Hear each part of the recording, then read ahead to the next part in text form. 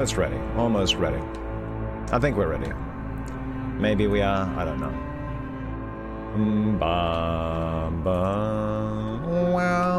And my monitor window's not showing up. Oh no! It's time to panic. Just panicking just a little bit here. No, not panicking too much. Worse things have happened. Anyway, good morning. Oh, well, you know, it helps if I switch scenes. There we go. Now I can say good morning. How you all doing?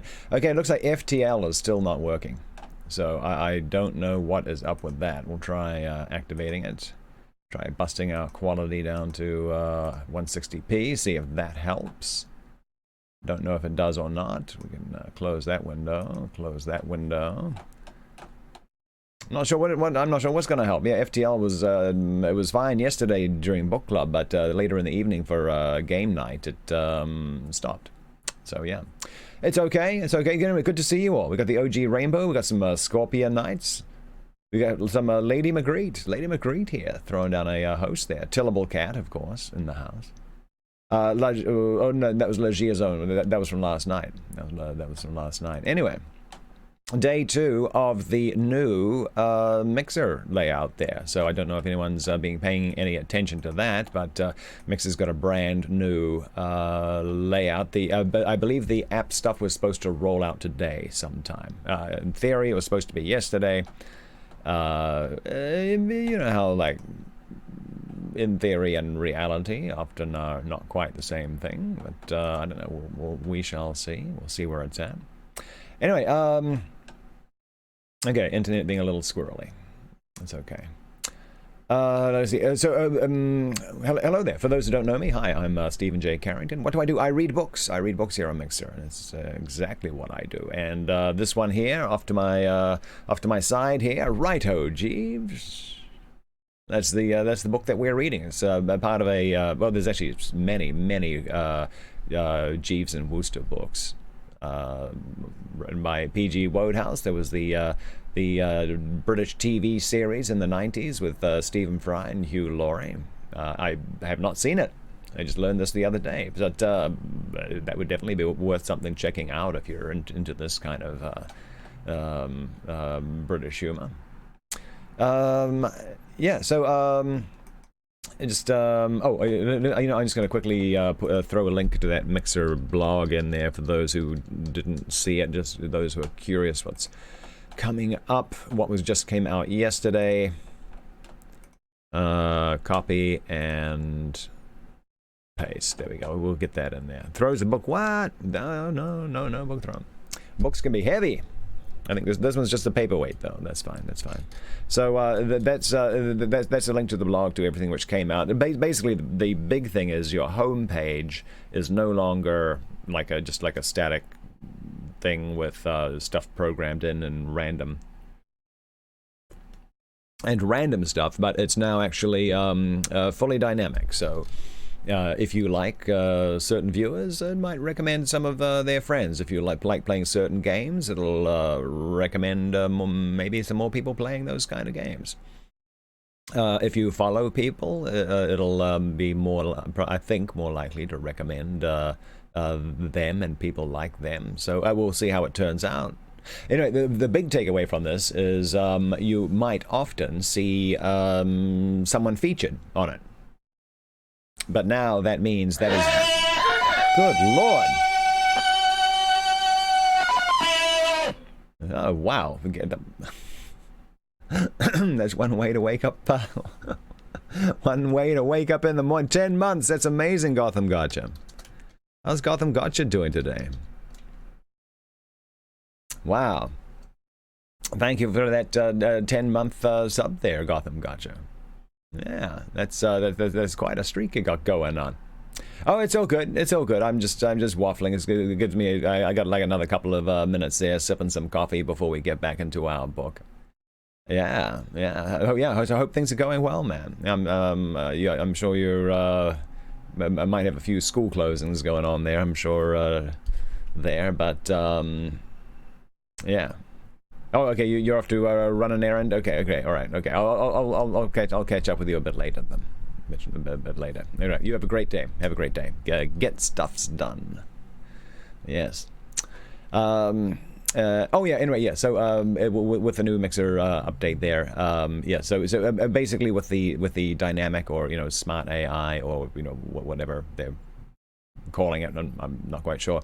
What you see featured is being featured just for you. It's no longer one stream featured for every single person watching it. Very good.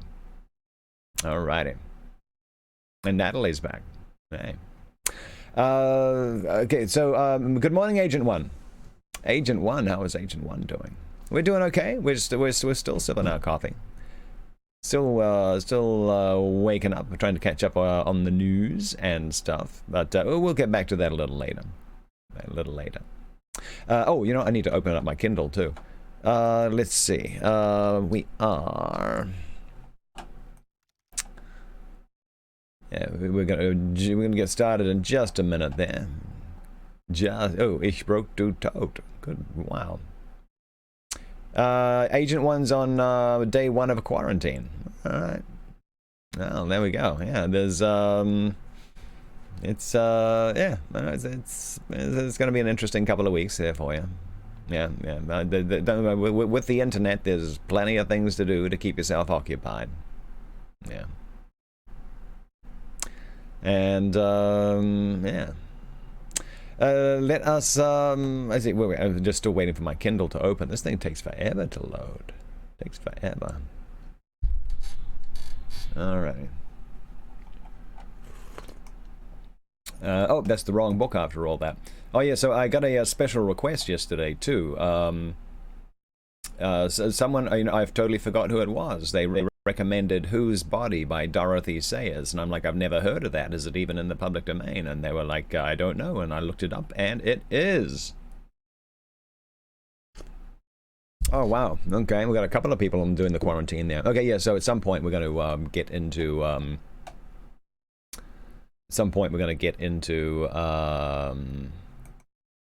into that particular book, and at some point I'm sure someone's going to remind me who it was that did that.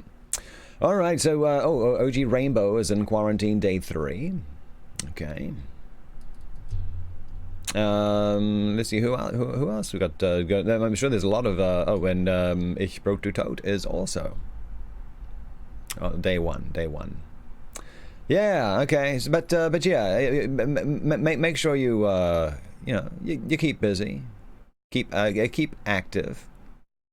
I mean, there's plenty of ways to keep the mind working there. So yeah, you're not alone. You're not alone. But yeah, it's the next couple of weeks will be. But yeah, we'll see how it goes. Let's play some games. We're not playing a game. No, we're playing games tonight. Tonight is when we're playing the games, Agent One. Why did I time you out yesterday? I didn't. Probably one of my mods did. But anyway. Well, actually, you came in yesterday claiming I'd timed you out for something before or banned you or something. I didn't know what you're talking about then either. So I don't know. You're hopping for some games tonight? Alrighty. Okay, that sounds like a plan. We can do that.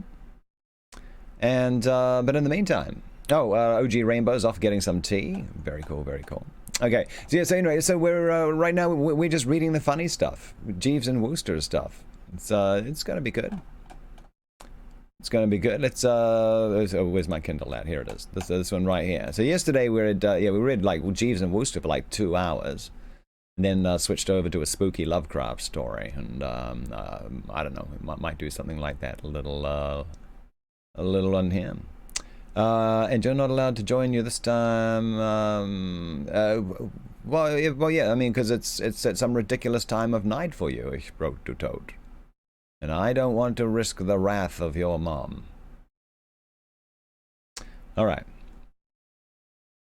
Recap of where we are. Okay, so so Wooster, who's the he thinks he's much smarter than he is. He's convincing. There's 3 sets of people with romantic distress, all gathered at his aunt's place, and he's trying to solve their situations. Situation solving is normally done by his butler Jeeves, but Wooster is trying to show that he is actually smarter than his butler, which is probably not the case. He's playing the matchmaker for one. So his buddy Tubby Glossop is in love with a girl, but is too afraid to ask her out. So that's a problem he's going to solve.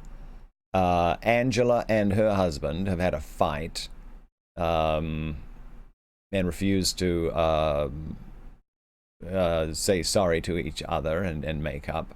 And his Aunt Dahlia spent all the money that her husband gave her to pay the bills, lost it all at Baccarat at France, and now needs to get more money.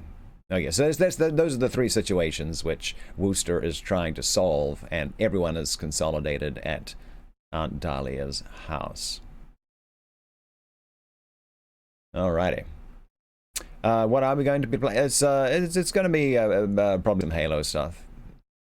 Yeah. No, I'm not playing it. No, we're reading. This is good gracious. Okay. Here we go. How different it all would have been, I could not reflect, if this girl had been the sort of girl one chirrups cheerily to over the telephone, and takes for spins in the old two-seater. In that case, I would simply have said, listen, and she would have said, what? And I would have said, you know Gussie Fink-Nottle? And she would have said, yes, and I would have said, he loves you, and she would have said either, what? That mutt? Well, thank heaven for one good laugh today. Or else in a more passionate vein, hot dog, tell me more. I mean to say, in either event, the whole thing over and done with in under a minute. But with the Bassett, something less snappy and a good deal more glutinous was obviously indicated. What with all this daylight saving stuff, we had hit the great open spaces at a moment when twilight had not yet begun to cheese it in favor of the shades of night. There was a fag end of sunset still functioning. Stars were beginning to peep out, bats were fooling round, the garden was full of the aroma of those niffy white flowers, which only start to put in their heavy work at the end of the day. In short, the glimmering landscape was fading on the sight, and all the air held a solemn stillness, and it was plain that this was having the worst effect on her. Her eyes were enlarged, and her whole map a good deal too suggestive of the soul's awakening for comfort. Her aspect was that of a girl who was expecting something fairly fruity from Bertram. From Bertram. Oh. Her aspect was that of a girl who was expecting something fairly fruity from Bertram, and that's Bertram Wooster who's speaking. Oh. In these cirques, conversation inevitably flagged a bit. I am never at my best when the situation seems to call for a certain soupiness, and I've heard other members of the drones say the same thing about themselves.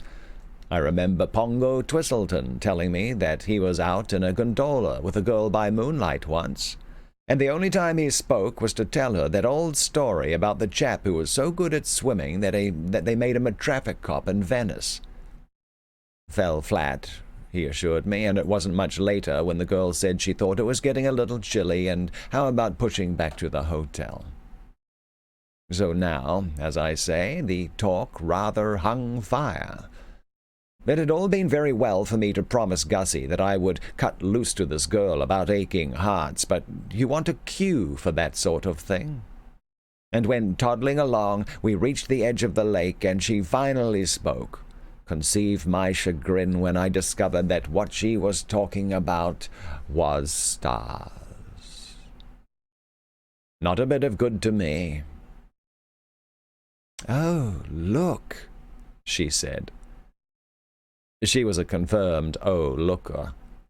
I had noticed this at Cannes, where she had drawn my attention in this manner on in this manner on various occasions to such diverse objects as a French actress, a Provençal filling station, the sunset over the Estorils, Michael Arlen, a man selling colored spectacles, the deep velvet blue of the Mediterranean, and the late mayor of New York in a striped one-piece bathing suit. Oh, look at that sweet little star up there all by itself. I saw the one she meant, a little chap operating in a detached sort of way above a spinney. Yes, I said. I wonder if it feels lonely. Oh, I shouldn't think so. A fairy must have been crying. Eh? Don't you remember? Every time a fairy sheds a tear, a wee bit star is born in the Milky Way. Have you ever thought of that, Mr. Wooster? I never had. Most improbable, I considered, and it didn't seem to me to check up with her statement that the stars were God's daisy chain. I mean, you can't have it both ways. However, I was in no mood to dissect and criticize. I saw that I had been wrong in supposing that the stars were not germane to the issue. Quite a decent cue they had provided, and I leaped on it promptly. Talking of shedding tears... but she was now on the subject of rabbits, several of which were messing about in the park to our right. Oh, look, the little bunnies. Talking of shedding tears... Don't you love this time of the evening, Mr. Wooster, when the sun has gone to bed, and all the bunnies come out to have their little suppers? When I was a child, I used to think that rabbits were gnomes, and that if I held my breath and stayed quite still, I should see the Fairy Queen. Indicating with a reserved gesture that this was just the sort of loony thinking I should have expected her to think as a child, I returned to the point.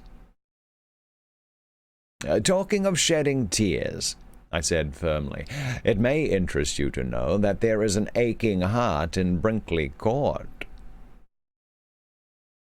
This held her. She cheesed the rabbit theme. Her face, which had begun aglow with what I supposed was a pretty animation, clouded. She unshipped a sigh that sounded like the wind going out of a rubber duck.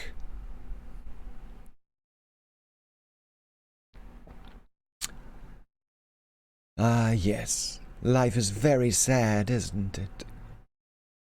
It is for some people. This aching heart, for instance.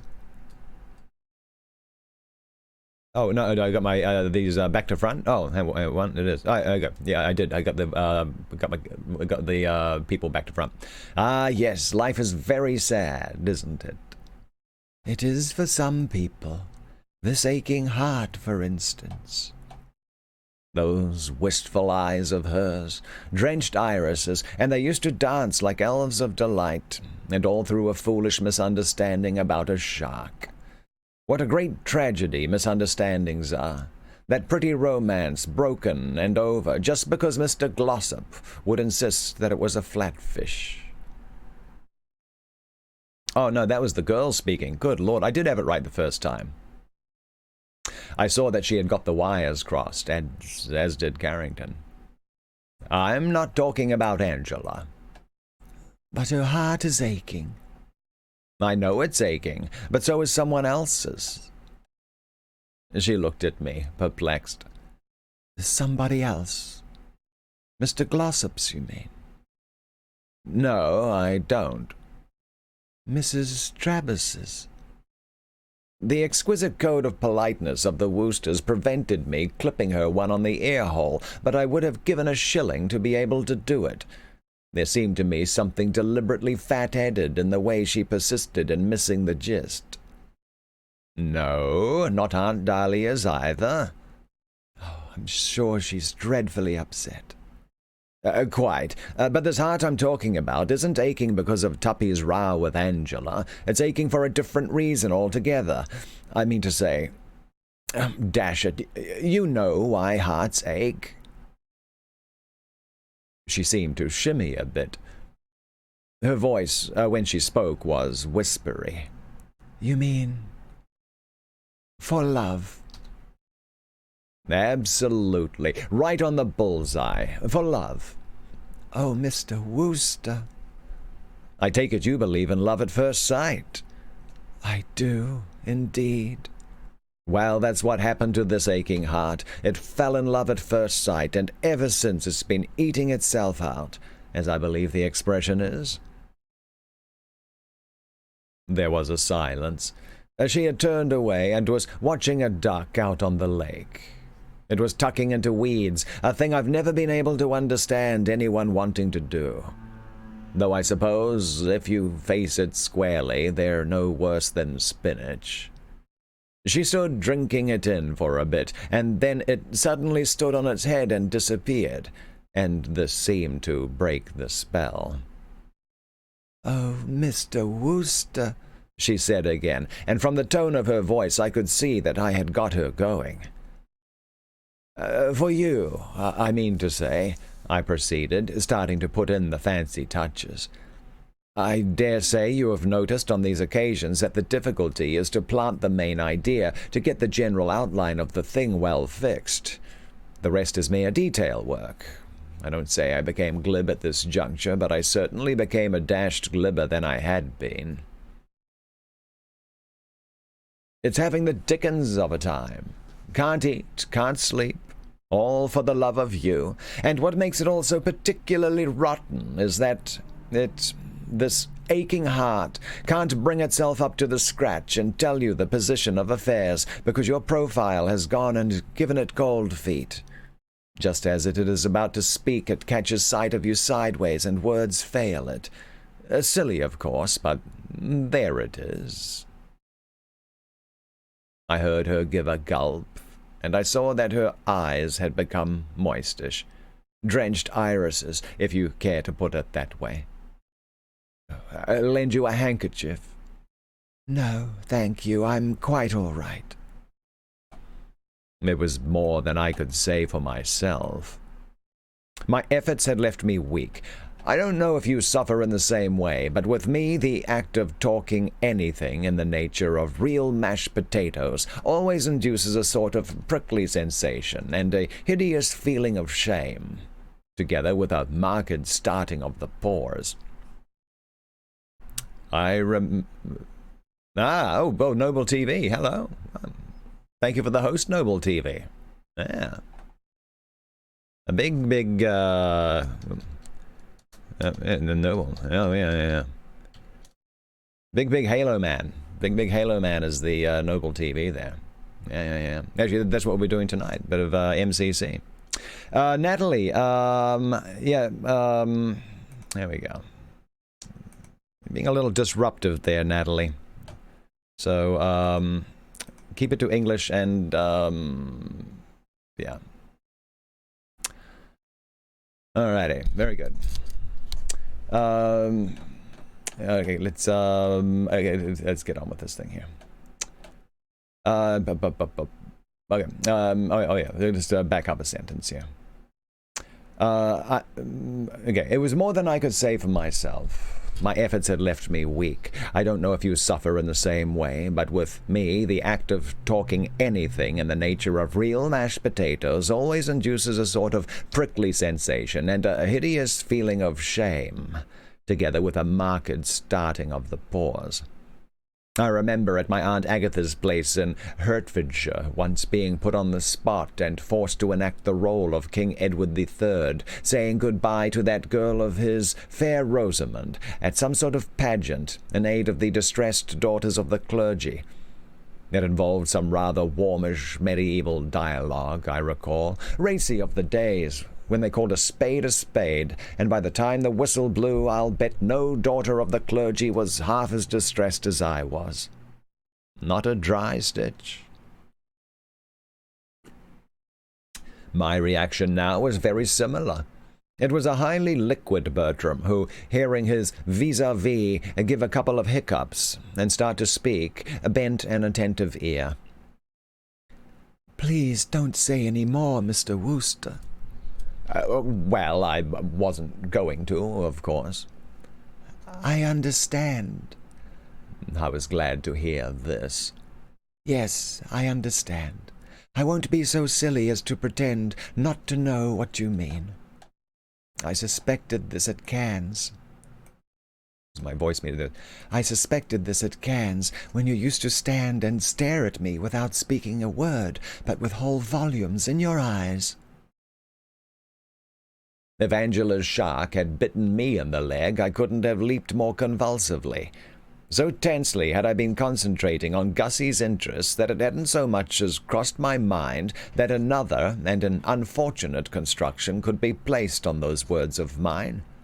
The perspiration already bedewing my brow became a regular Niagara. My whole fate hung upon a woman's word. I mean to say, I couldn't back out. If a girl thinks a man is proposing to her, and on that understanding books him up, he can't explain to her that she's got hold of entirely the wrong end of the stick, and that he hadn't the smallest intention of suggesting anything of the kind. He must simply let it ride. And the thought of being engaged to a girl who talked openly about fairies being born because stars blew their noses, or whatever it was, frankly, that appalled me. She was carrying on with her remarks, and as I listened I clenched my fists till I shouldn't wonder if the knuckles didn't stand out white under the strain. It seemed as if she would never get to the nub. Yes, all through those days at Cannes I could see what you were trying to say. A girl always knows. And then you followed me down here, and there was that same dumb, yearning look in your eyes when we met this evening. And then you were so insistent that I should come out and walk with you in the twilight. And now you stammer out those halting words. No, this does not come as a surprise. But I'm sorry. The word was like one of Jeeves' pick-me-ups, just as if a glassful of meat sauce, red pepper, and the yolk of an egg, though, as I say, I am convinced that those are not the sole ingredients, had been shot into me. I expanded like some lovely flower blooming in the sunshine. It was all right, after all. My guardian angel had not been asleep at the switch. But I am afraid it is impossible. Yes, he is being creepy at Cannes. She paused. Impossible, she repeated. I had been so busy feeling saved from the scaffold that I didn't get on to it for a moment that an early reply was desired. "Oh, right-o," I said hastily. "I'm sorry." "Quite all right." "Sorrier than I can say." "Don't give it another thought." "We can still be friends." "Oh, rather." "Then shall we just say no more about it? Keep what has happened as a tender little secret between ourselves?" "Absolutely." "We will. Like something lovely and fragrant, laid away in lavender." "In lavender, right." There was a longish pause.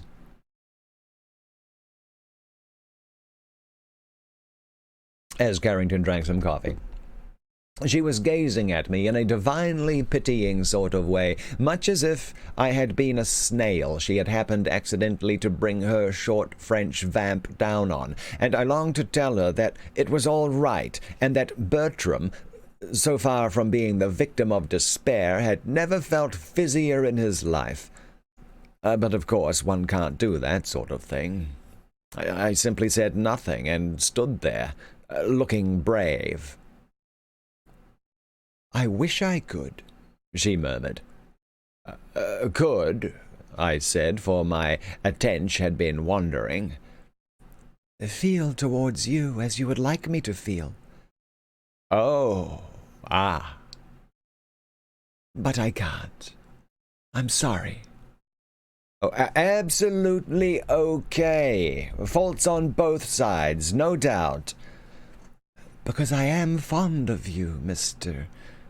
No, I think I must call you Bertie. May I? Oh, rather. Because we are real friends. Quite.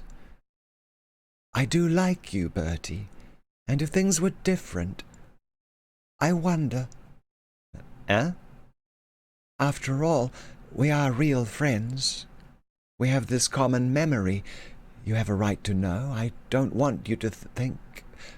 Life is such a muddle, isn't it? To many men, no doubt, these broken utterances would have appeared mere drooling and would have been dismissed as such. But the Woosters are quicker-witted than the ordinary and can read between the lines. I suddenly divined what it was that she was trying to get off her chest. You mean there's someone else? She nodded. You're in love with some other bloke? She nodded. Engaged, what? This time she shook the pumpkin. No, not engaged. Well, that was something, of course. Nevertheless, from the way she spoke, it certainly looked as if poor old Gussie might as well scratch his name off the entry list, and I didn't at all like the prospect of having to break the bad news to him. I had studied the man closely, and it was my conviction that this would be about his finish. Gussie, you see, wasn't like some of my pals. The name of Bingo Little is one that springs to the lips, who, if turned down by a girl, would simply say, "Well, bungo," and toddle off quite happily to find another. He was so manifestly a bird who, having failed to score in the first chukker, would turn the whole thing up and spend the rest of his life brooding over his newts and growing long grey whiskers, like one of those chaps you read about in novels, who lives in the great white house you can just see over there through the trees, and shut themselves off from the world, and have pained faces. I'm afraid he doesn't care for me in that way. At least, he has said nothing. You understand that I am only telling you this because... Oh, rather. It's odd that you should have asked me if I believed in love at first sight. She half closed her eyes. Who ever loved that loved not at first sight? She said in a rummy voice that brought back to me, I don't know why, the picture of my Aunt Agatha as Boadicea reciting at that pageant I was speaking of. It's a silly little story. I was staying with some friends in the country, and I had gone for a walk with my dog, and the poor wee mite got a nasty thorn in his little foot, and I didn't know what to do, and then suddenly this man came along. Harking back once again to that pageant, and sketching out for you my emotions on that occasion, I showed you only the darker side of the picture.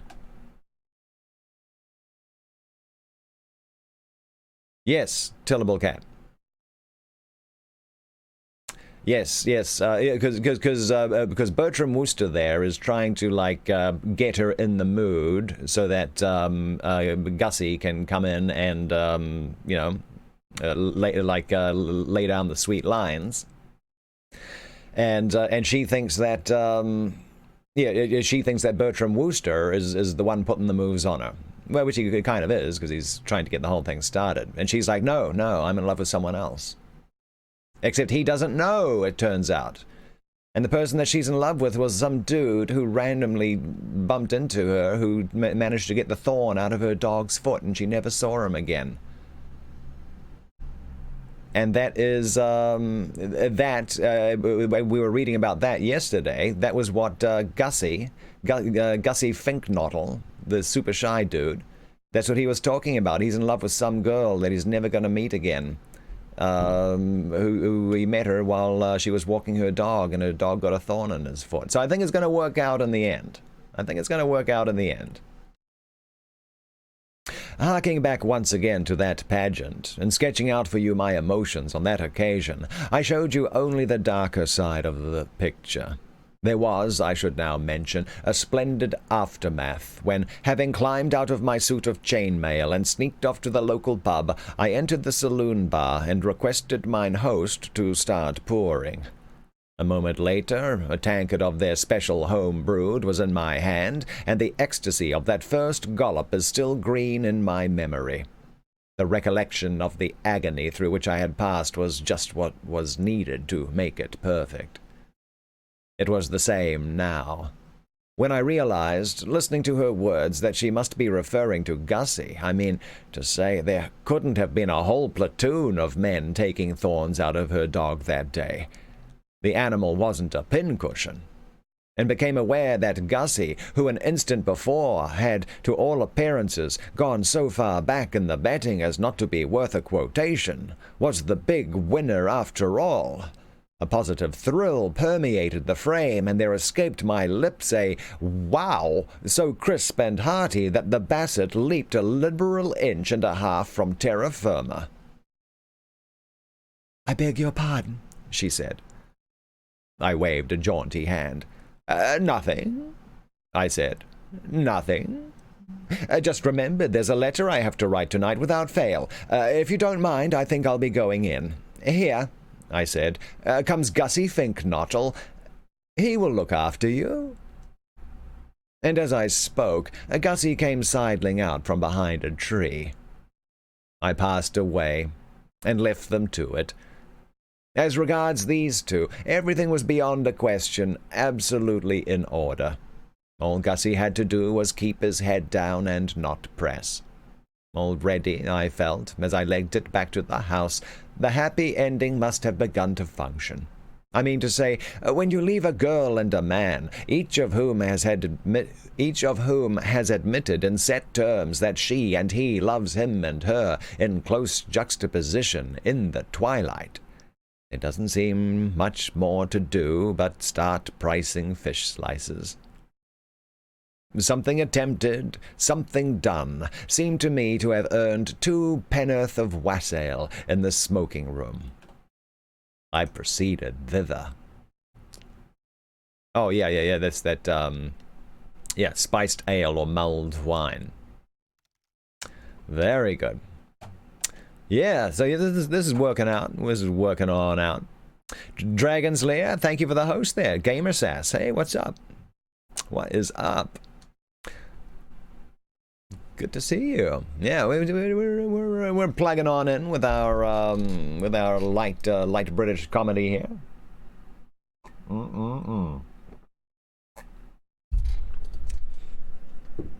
It's very light, by the way. Yeah, not much thinking required in these books, which I think is, I don't know, maybe what made them so enjoyable to start with, I guess.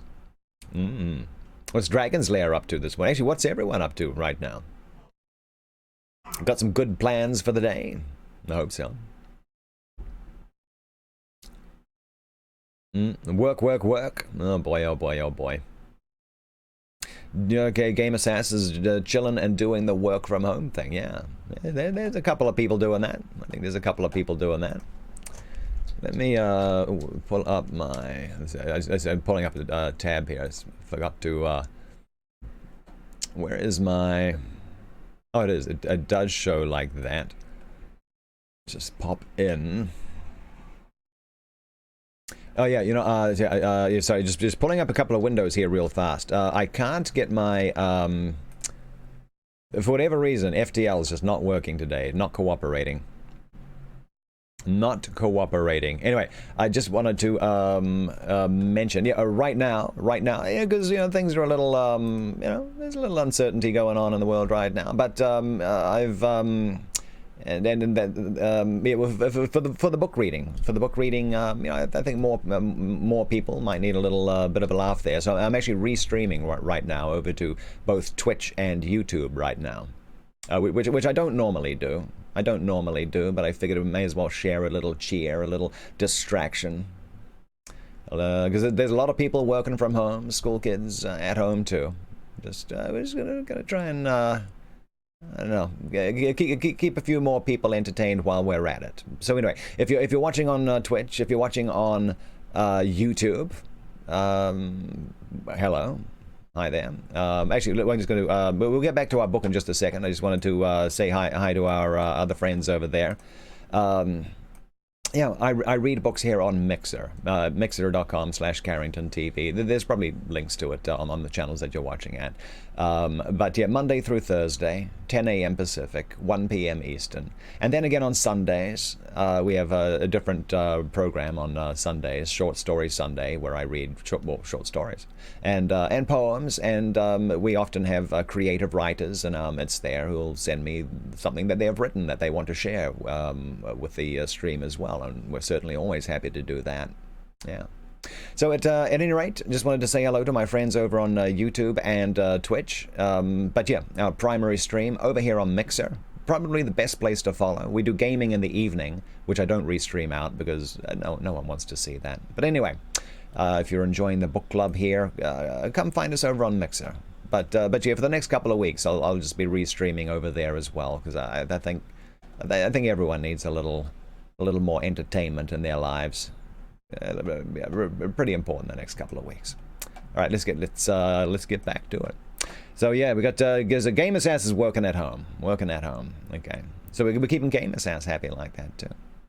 Oh, in case anyone's worried about their data, or because I'm sure there's going to be a lot more tuning into streams and internet and stuff like that.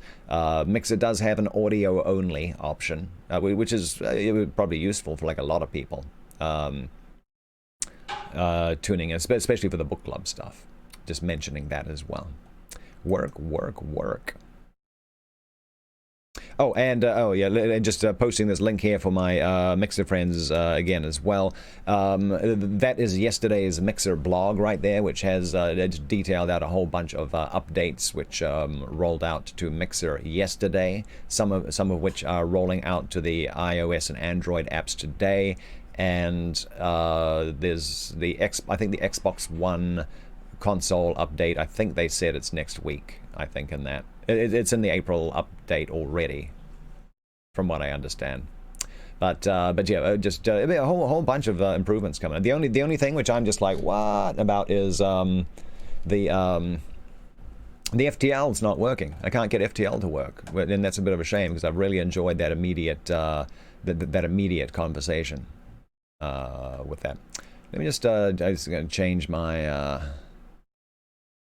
quality. I'm going to put that down to potato.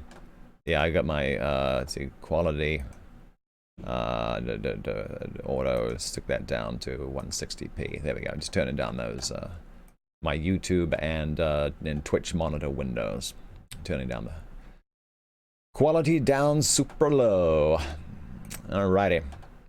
Okay, let's get back to our story. Okay, so things are starting to look up. Things are starting to look a little up for our friend Bertram Wooster here, who really is a middle. Well, he's more like an upper class twit, really. Good lord, he's definitely a bit of a Dumbo. Oh, sorry. The other thing I wanted to mention too, before getting back into our book, is I had a special request yesterday, and I forgot who suggested it. I mentioned this at the beginning of the stream. Someone said, have I ever heard of Dorothy Sayers? And I was just like, no, never heard of them. And then I was like, I wonder what books are in the public domain that they've done, and there were 2 of them, including this one here, Whose Body, and that was one they were like, yeah, that's the one you should read. And I'm like, okay. So I've picked it up. We'll get to it later. It says Whose Body, a Lord Peter Wimsey novel. I've never heard of this one before. Never heard of it. So that's something that's coming up. But yeah, I just wanted to mention if there's a public domain book suitable for the stream that you would like to hear, I'm certainly happy to read it. Yeah. So this one's going to be coming up right after Jeeves and Wooster. I don't know how long this one is though. Yeah. We've got a couple more hosts coming by. I like that. Elagia Zone suggested it. Ah, okay, all right, very good. See, I got the memory of a goldfish, so that's okay. All right, getting back to our story. Oh lordy, why is release the butthole cut on Twitter? Hashtag release this, oh boy, 11,000, okay. Oh no. Oh no. Oh boy. Just when you thought the news about the Cats movie couldn't get any worse. Okay, yeah, I'll let people look that up if they want it to. Hashtag release the butthole cut. Oh boy, oh boy, oh boy, oh boy, oh boy. Okay. No more details from me.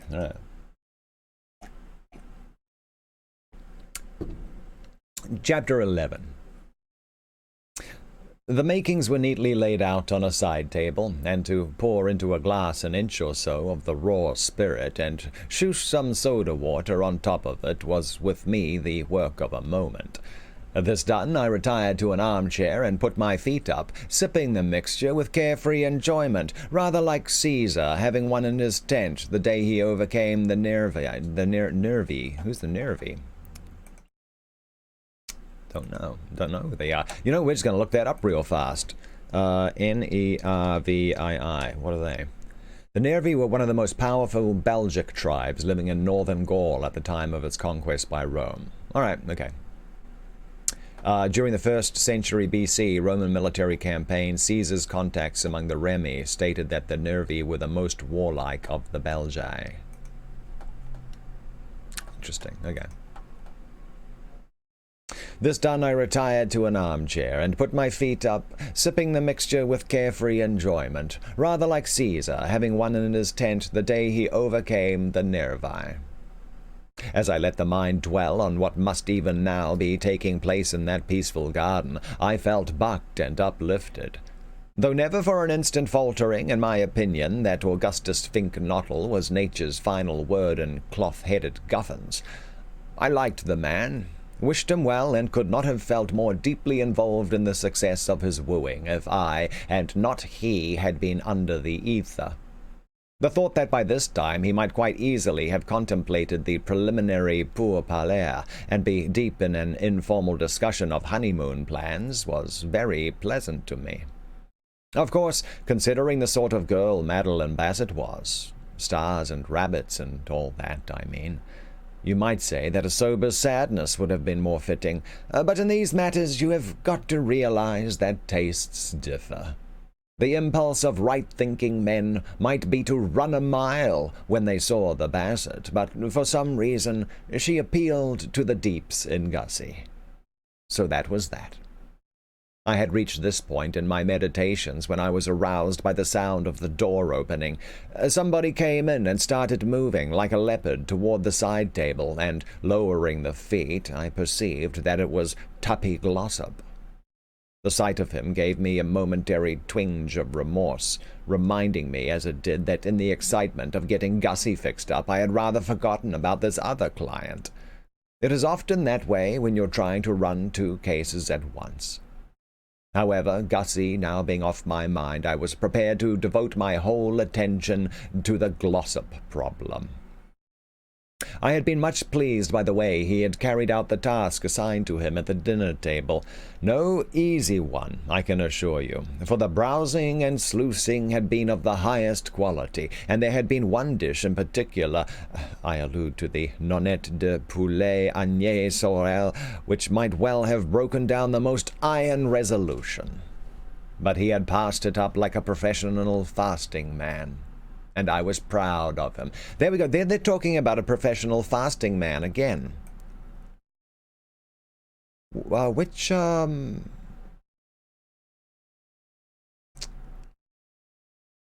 Maybe this thing was a real thing. We read another book recently which also made reference to professional fasters. I think it might have been in The Call of the Wild. Yeah, but yeah, no, the first time I heard about it, we read a short story called The Hunger Artist by Franz Kafka. Yeah, I thought the whole thing was just like some allusion to, like the starving artist, like basically. But maybe it was a real thing. It keeps popping up in literature from about this time. Professional fasters. Huh.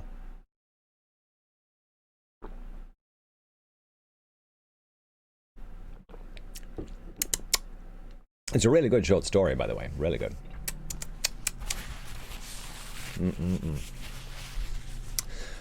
Okay, but he had passed it up like a professional fasting man, and I was proud of him. "Oh, hello, Tuppy," I said. "I wanted to see you." He turned, snifter in hand, and it was easy to see that his privations had tried him sorely. He was looking like a wolf on the steppes of Russia, which has seen its peasant shin up a high tree. "Yes," he said, rather unpleasantly. "Well, here I am." "Well? How do you mean, well?" "Make your report." "What report?" "Have you nothing to tell me about Angela?" "Only that she's a blister." I was concerned. "Hasn't she come clustering round you yet?" "She has not." "Very odd." "Why odd?" "She must have noticed your lack of appetite." He barked raspingly, as if he were having trouble with the tonsils of the soul. "Lack of appetite? I'm as hollow as the Grand Canyon." "Courage, Tuppy. Think of Gandhi." "What about Gandhi?" "Oh, he hasn't had a square meal for years." "Nor have I, or I could swear I hadn't. Gandhi, my left foot." I saw that it might be best to let the Gandhi motif slide. I went back to where we had started. "She's probably looking for you now." "Who is? Angela?" "Yes, she must have noticed your supreme sacrifice." "I don't suppose she noticed it at all, the little fathead. I'll bet it didn't register in any way whatsoever." "Come, Tuppy," I urged. "This is morbid. Don't take this gloomy view. She must have at least spotted that you refused those nonettes de poulet Agnès Sorel. It was a sensational renunciation, and stuck out like a sore thumb. And the Sepsella Rossini." A hoarse cry broke from his twisted lips. "Will you stop it, Bertie? Do you think I'm made of marble? Isn't it bad enough to have sat watching one of Anatole Supremus' dinners flit by, course after course, without having you make a song about it? Don't remind me of those nonettes. I can't stand it." I think his voice was a bit different yesterday. Okay. I endeavored to hearten and console. "Be brave, Tuppy.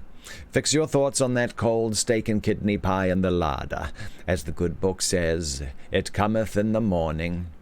"Yes, in the morning, and it's now about 9:30 at night. You would bring that pie up, wouldn't you? Just when I was trying to keep my mind off it." I saw what he meant. Hours must pass before he could dig into that pie. I dropped the subject, and we sat there for a pretty good time in silence. Then he rose and began to pace the room in an overwrought sort of way, like a zoo lion who has heard the dinner gong go and is hoping the keeper won't forget him in the general distribution. I averted my gaze tactfully, but I could hear him kicking chairs and things. It was plain that the man's soul was in travail and his blood pressure high. Presently he returned to his seat, and I saw that he was looking at me intently. There was that about his demeanor that led me to think that he had something to communicate. Nor was I wrong. He tapped me significantly on the knee and spoke. "Bertie." "Hello. Shall I tell you something?" "Certainly, old bird," I said cordially. I was just beginning to feel that the scene could do with a bit more dialogue. "This business of Angela and me." "Yes?" "I've been putting in a lot of solid thinking about it." "Oh, yes?" "I have analyzed the situation piteously, and one thing stands out as clear as damn it. There's been dirty work afoot." I don't get you." "All right, let me review the facts. Up to the time she went to Cannes, Angela loved me. She was all over me. I was the blue-eyed boy in every sense of the term. You'll admit that?" "Indisputably." And directly she came back, we had this bust up. Quite. About nothing. Oh, dash it, old man, nothing. You were a bit tactless. What about her shark? I was frank and candid about her shark, and that's my point. Do you seriously believe that a trifling disagreement about sharks would make a girl hand a man his hat if her heart was really his? Certainly. It beats me why he couldn't see it, but then poor old Tuppy has never been very hot on the finer shades. He's one of those large, tough, football-playing blokes who lacks the more delicate sensibilities, as I've heard Jeeves call them. Excellent at blocking a punt or walking across an opponent's face in cleated boots, but not so good when it comes to understanding the highly strung female temperament. It simply wouldn't occur to him that a girl might be prepared to give up her life's happiness rather than wave her shark. Rot! It was just a pretext. What was? This shark business. She wanted to get rid of me and grabbed at the first excuse. No. I tell you she did. But what on earth would she want to get rid of you for? Exactly. That's the very question I asked myself. And here's the answer. Because she had fallen in love with someone else. It sticks out a mile. There's no other solution. She goes to Cairns, all for me. She comes back all off me. Obviously, during those 2 months, she must have transferred her affections to some foul blister she met out there. Oh, no. Don't keep saying no, she must have done. Well, I'll tell you one thing, and you can take this as official. If I ever find this slimy, slithery snake in the grass, he'd better make all the necessary arrangements at his favorite nursing home without delay, because I'm going to be very rough with him. I propose, if and when found, to take him by his beastly neck, shake him till he froths, and pull him inside out, and make him swallow himself. With which words he biffed off, and I have given him a minute or two to get out of the way. Rose and made for the drawing-room, the tendency of females to roost in drawing-rooms after dinner being well marked. I expected to find Angela there. It was my intention to have a word with Angela. To Tuppy's theory that some insinuating bird had stolen the girl's heart from him at Cairns, I had given, as I have indicated, little credence, considering it the mere unbalanced applesauce of a bereaved man. It was, of course, the shark, and nothing but the shark, that had caused Love's young dream to go temporarily off the boil. There I go. My PC is trying to restart itself. Hey, Lightning. How you doing, man? Good to see you. Good to see you. It's getting our book club. We're still chugging along. All right. Very nice.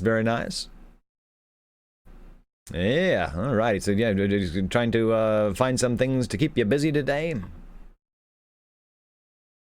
Yeah. FTL's not working, by the way, so stream has a bit of a delay. It's just the way it is right now. Okay. To Tuppy's theory that some insinuating bird had stolen the girl's heart from him at Cairns, I had given, as I have indicated, little credence, considering it the mere unbalanced applesauce of a bereaved man. It was, of course, the shark, and nothing but the shark, that had caused Love's young dream to go temporarily off the boil, and I was convinced that a word or two with the cousin at this juncture would set everything right. For, frankly, I thought it incredible that a girl of her natural sweetness and tender-heartedness should not have been moved to her foundations by what she had seen at dinner that night. Even Seppings, Aunt Dahlia's butler, a cold, unemotional man, had gasped and practically reeled when Tuppy waved aside those nonettes de poulet Agnès Sorel, while the footman, standing by with the potatoes, had stared like one seeing a vision. I simply refused to consider the possibility of the significance of the thing having been lost on a nice girl like Angela. I fully expected to find her in the drawing-room with her heart bleeding freely, all ripe for an immediate reconciliation. In the drawing-room, however, when I entered, only Aunt Dahlia met the eye. It seemed to me that she gave me a rather jaundiced look as I hove in sight, but this, having so recently beheld Tuppy in his agony, I attributed to the fact that she, like him, had been going light on the menu. You can't expect an empty aunt to beam like a full aunt. "Oh, it's you, is it?" she said. Well, it was, of course. Where's Angela? I asked. "Gone to bed." Already? "She said she had a headache." I wasn't so sure that I liked the sound of that so much. A girl who has observed the sundered lover sensationally off his feed does not go to bed with headaches if love has been reborn in her heart. She sticks around and gives him the swift, remorseful glance from beneath the drooping eyelashes, and generally endeavors to convey to him that if he wants to get together across a round table and try to find a formula, she is all for it too. Yes, I am bound to say I found that going-to-bed stuff a bit disquieting. Gone to bed, hey? I murmured musingly. "What did you want her for?" I thought she might like a stroll and a chat. "Are you going for a stroll?" said Aunt Dahlia, with a sudden show of interest. "Where?" "Oh, hither and thither." "Then I wonder if you would mind doing something for me." "Give it a name." "Oh, it won't take you long. You know that path that runs past the greenhouses into the kitchen garden? If you go along it, you come to a pond." That's right." "Well, will you get a good stout piece of rope or cord and go down that path till you come to the pond?" To the pond, right." "And look about you till you find a nice heavy stone, or a fairly large brick. I guess that would do." "I see," I said, though I didn't, being still fogged. "A stone or brick, yes. And then?" "Then," said the relative, "I want you, like a good boy, to fasten the rope to the brick and tie it around your damned neck and jump into the pond and drown yourself. In a few days I will send and have you fished up and buried, because I shall need to dance on your grave." I was more fogged than ever. And not only fogged, wounded and resentful. I remember reading a book where a girl suddenly fled from the room, afraid to stave for fear dreadful things would come tumbling from her lips, determined that she would not remain another day in this house to be insulted and misunderstood. I felt much about the same. Then I reminded myself that one has got to make allowances for a woman with only about half a spoonful of soup inside her, and I checked the red-hot crack that rose to the lips. "What," I said gently, "is this all about? You seem pipped with Bertram." "Pipped?" "Noticeably pipped. Why this ill-concealed animus?" A sudden flame shot from her eyes, singeing my hair. "Who was the ass? Who was the chump? Who was the dithering idiot who talked me, against my better judgment, into going without my dinner? I might have guessed." I saw that I had divined correctly the cause of her strange mood.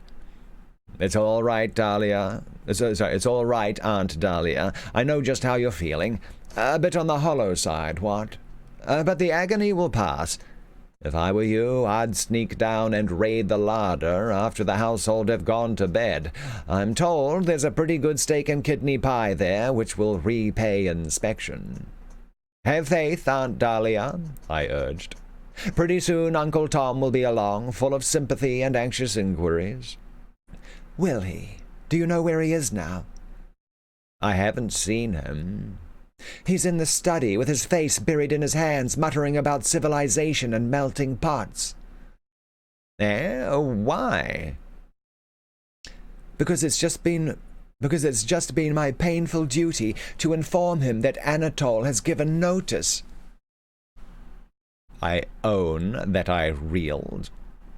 What? Given notice, as the result of that drivelling scheme of yours. What did you expect a sensitive, temperamental French cook to do if you went about urging everybody to refuse all food? I hear that when the first 2 courses came back to the kitchen, practically untouched, his feelings were so hurt that he cried like a child, and when the rest of the dinner followed, he came to the conclusion that the whole thing was a studied and calculated insult, and decided to hand in his portfolio. Golly.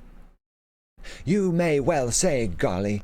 Anatole, God's gift to the gastric juices, gone like the dew off the petal of a rose, all through your idiocy. Perhaps you understand now why I want you to go and jump in that pond. I might have known that some hideous disaster would strike this house like a thunderbolt if once you wriggled your way into it and started trying to be clever. Harsh words, of course, as from aunt to nephew, but I bore her no resentment. No doubt, if you looked at it from a certain angle, Bertram might be considered to have made something of a floater. I am sorry. What's the good of being sorry? I acted for what I deemed the best. Another time trying acting for the worst, then we may possibly escape with a mere flesh wound. Uncle Tom's not feeling too bucked about it all, you say? He's groaning like a lost soul, and any chance I ever had of getting that money out of him is gone. I stroked the chin thoughtfully. There was, I had to admit, reason in what she said. None knew better than I how terrible a blow the passing of Anatole would be to Uncle Tom.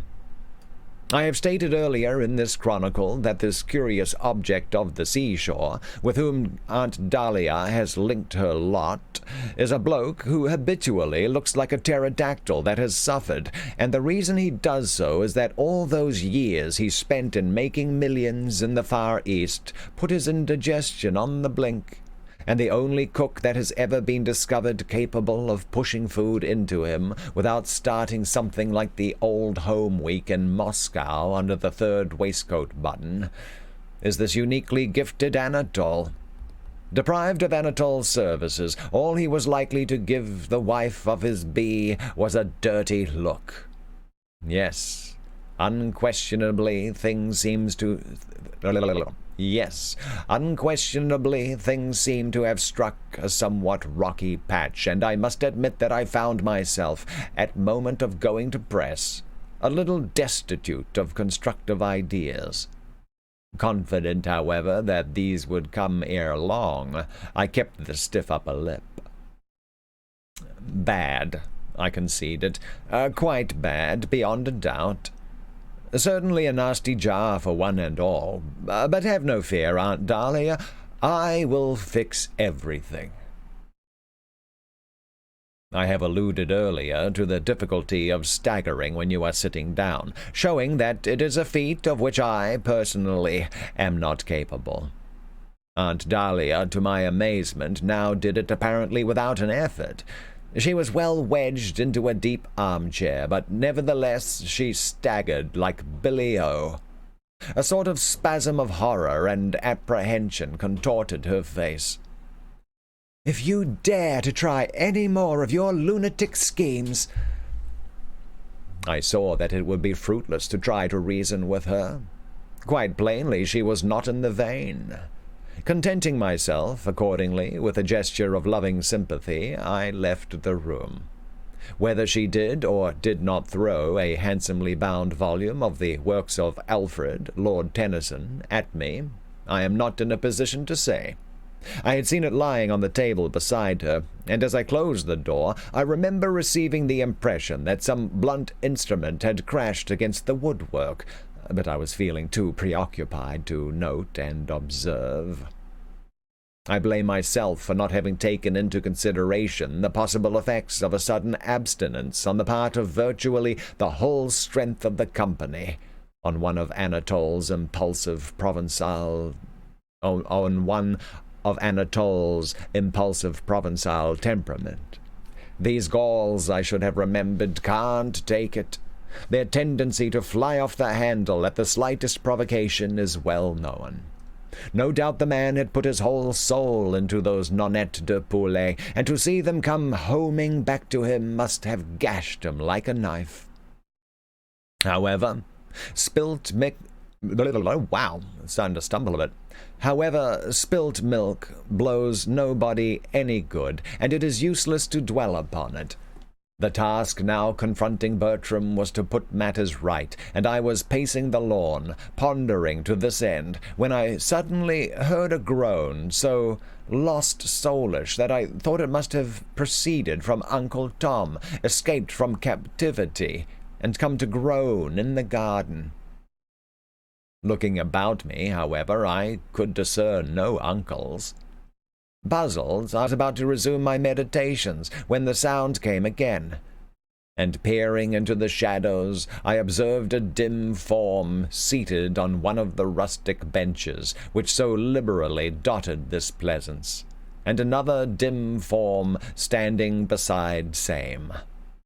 A second and more penetrating glance, and I had assembled the facts. These dim forms were in the order named Gussie Fink-Nottle and Jeeves. And what Gussie was doing, groaning all over the place like this, was more than I could understand. Because, I mean to say, there was no possibility of error. He wasn't singing. As I approached, he gave an encore, and it was beyond question a groan. Moreover, I could now see him clearly, and his whole aspect was definitely sandbagged. "Good evening, sir," said Jeeves. "Mr. Fink-Nottle is not feeling well." Nor was I. Gussie had begun to make a low, bubbling noise, and I could no longer disguise it from myself that something must have gone seriously wrong with the works. I know marriage is a pretty solemn business, and the realization that he is in for it frequently churns a chap up a bit, but I had never come across a case of a newly engaged man taking it on the chin so completely as this. Gussie looked up. His eye was dull. He clutched the thatch. "Goodbye, Bertie," he said, rising. I seemed to spot an error. You mean hello, don't you? "No, I don't. I mean goodbye. I'm off." Off where? "To the kitchen garden, to drown myself." Don't be an ass. "I'm not an ass. Am I an ass, Jeeves?" Possibly a little injudicious, sir." "Drowning myself, you mean?" Yes, sir." You think, on the whole, not drown myself?" "I should not advocate it, sir." "Very well, Jeeves. I accept your ruling. After all, it would be unpleasant for Mrs. Travers to find a swollen body floating in her pond." "Yes, sir." "And she's been very kind to me." "Yes, sir." "And you've been very kind to me, Jeeves." Thank you, sir." "So have you, Bertie. Very kind.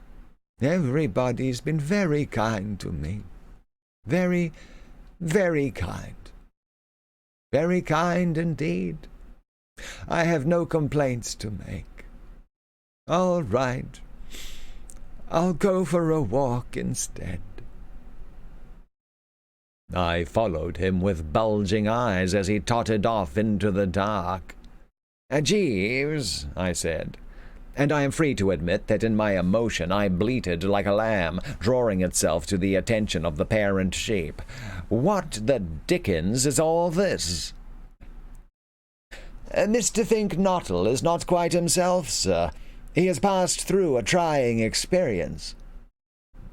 I endeavored to put together a brief synopsis of previous events. "I left him out here with Miss Bassett." "Yes, sir." "I had softened her up." "Yes, sir." "He knew exactly what he had to do. I had coached him thoroughly in lines and business." "Yes, sir. So Mr. Fink-Nottle informed me." "Well, then?" "I regret to say, sir, that there was a slight hitch." "You mean something went wrong?" "Yes, sir." I could not fathom. The brain seemed to be tottering on its throne. "But how could anything go wrong? She loves him, Jeeves." "Indeed, sir?" "She definitely told me so. All he had to do was propose." "Yes, sir." "Well, didn't he?" "No, sir." "Then what the dickens did he talk about?" "Newts, sir." "Newts?" "Yes, sir." "Newts?" "Yes, sir." "But why did he want to talk about newts?" "He did not want to talk about newts, sir. As I gather from Mr. Fink-Nottle, nothing could have been more alien to his plans." I simply couldn't grasp the trend. "But you can't force a man to talk about newts." Mr. Fink-Nottle was the victim of a sudden unfortunate spasm of nervousness, sir. Upon finding himself alone with a young lady, he admits to having lost his morale. In such circumstances, gentlemen frequently talk at random, saying the first thing that chances to enter their heads. This, in Mr. Fink-Nottle's case, would seem to have been the newt, its treatment in sickness and in health." The scales fell from my eyes. I understood. I had had the same sort of thing happen to me in moments of crisis. I remember once detaining a dentist with the drill at one of my lower biscopeds and holding him up for nearly 10 minutes with a story about a Scotchman, an Irishman, and a Jew. Purely automatic. The more he tried to jab, the more I said, "Hoots, mon, begorra, and oi, oi." When one loses one's nerve, one simply babbles. I could put myself in Gussie's place. I could envisage the scene. There he and the Bassett were, alone together in the evening stillness. No doubt, as I had advised, he had shot the works about sunsets and fairy princesses and so forth, and then had arrived at the point where he had to say that bit about having something to say to her. At this, I take it, she lowered her eyes and said, "Oh, yes." He then, I should imagine, said it was something very important, to which her response would, one assumes, have been something along the lines of "really," or "indeed," or possibly just the sharp intake of the breath. And then their eyes met, just as mine met the dentist's, and something suddenly seemed to catch him in the pit of the stomach, and everything went black, and he heard his voice starting to drool about newts. Yes, I could follow the psychology. Nevertheless, I found myself blaming Gussie.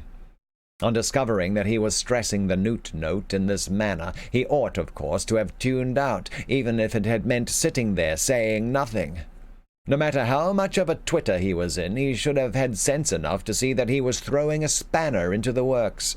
No girl, when she has been led to expect that a man is about to pour forth his soul in a fervor of passion, likes to find him suddenly shelving the whole topic in favor of an address on aquatic salamandridae.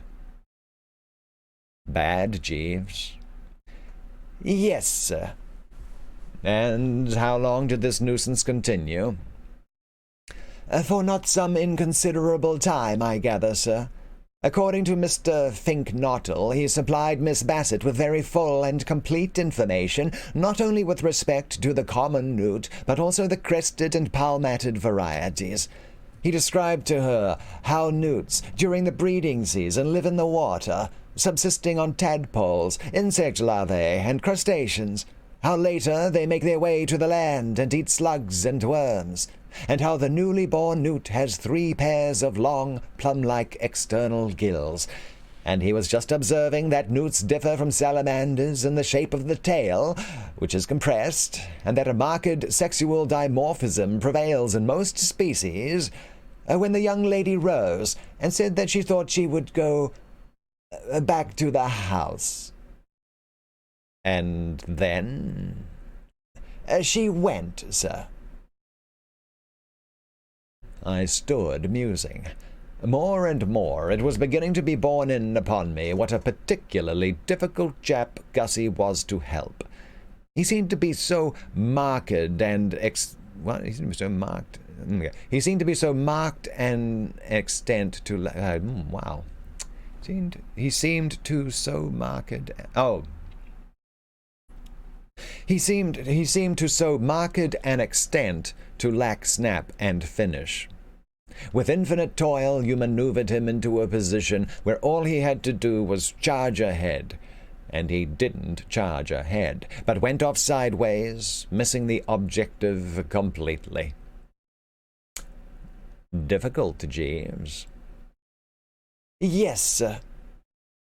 In happier circs, of course, I would have canvassed his views on the matter.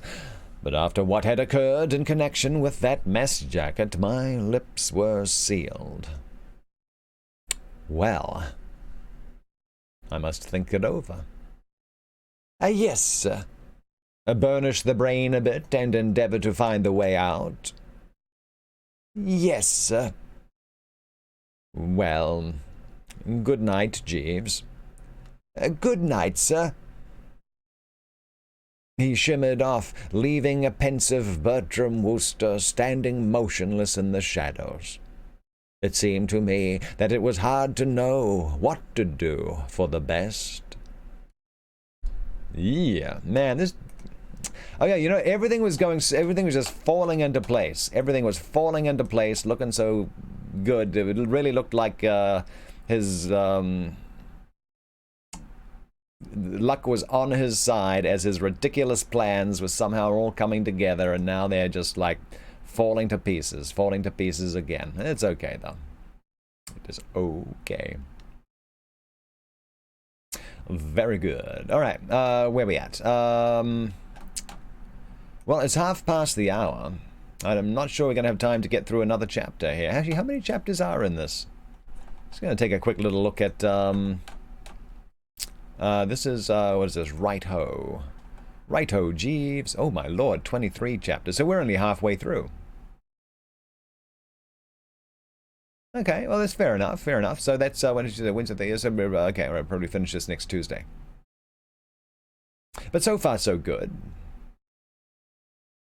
Alrighty.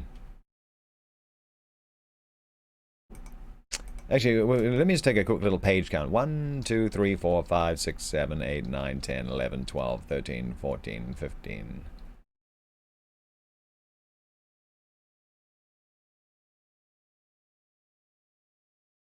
Yeah, we will do one more chapter. We got time for one more chapter. We're doing one more of these. Slowly getting on through. Just going to take a quick little peek at the old Twitter here real fast. Don't forget hashtag release the butthole cut. Unbelievable. That is quite remarkable.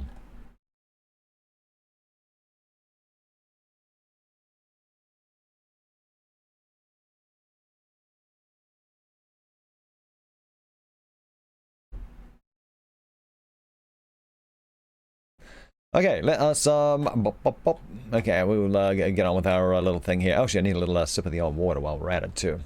Yeah, after a while, it does start to get a little strained on the throat there.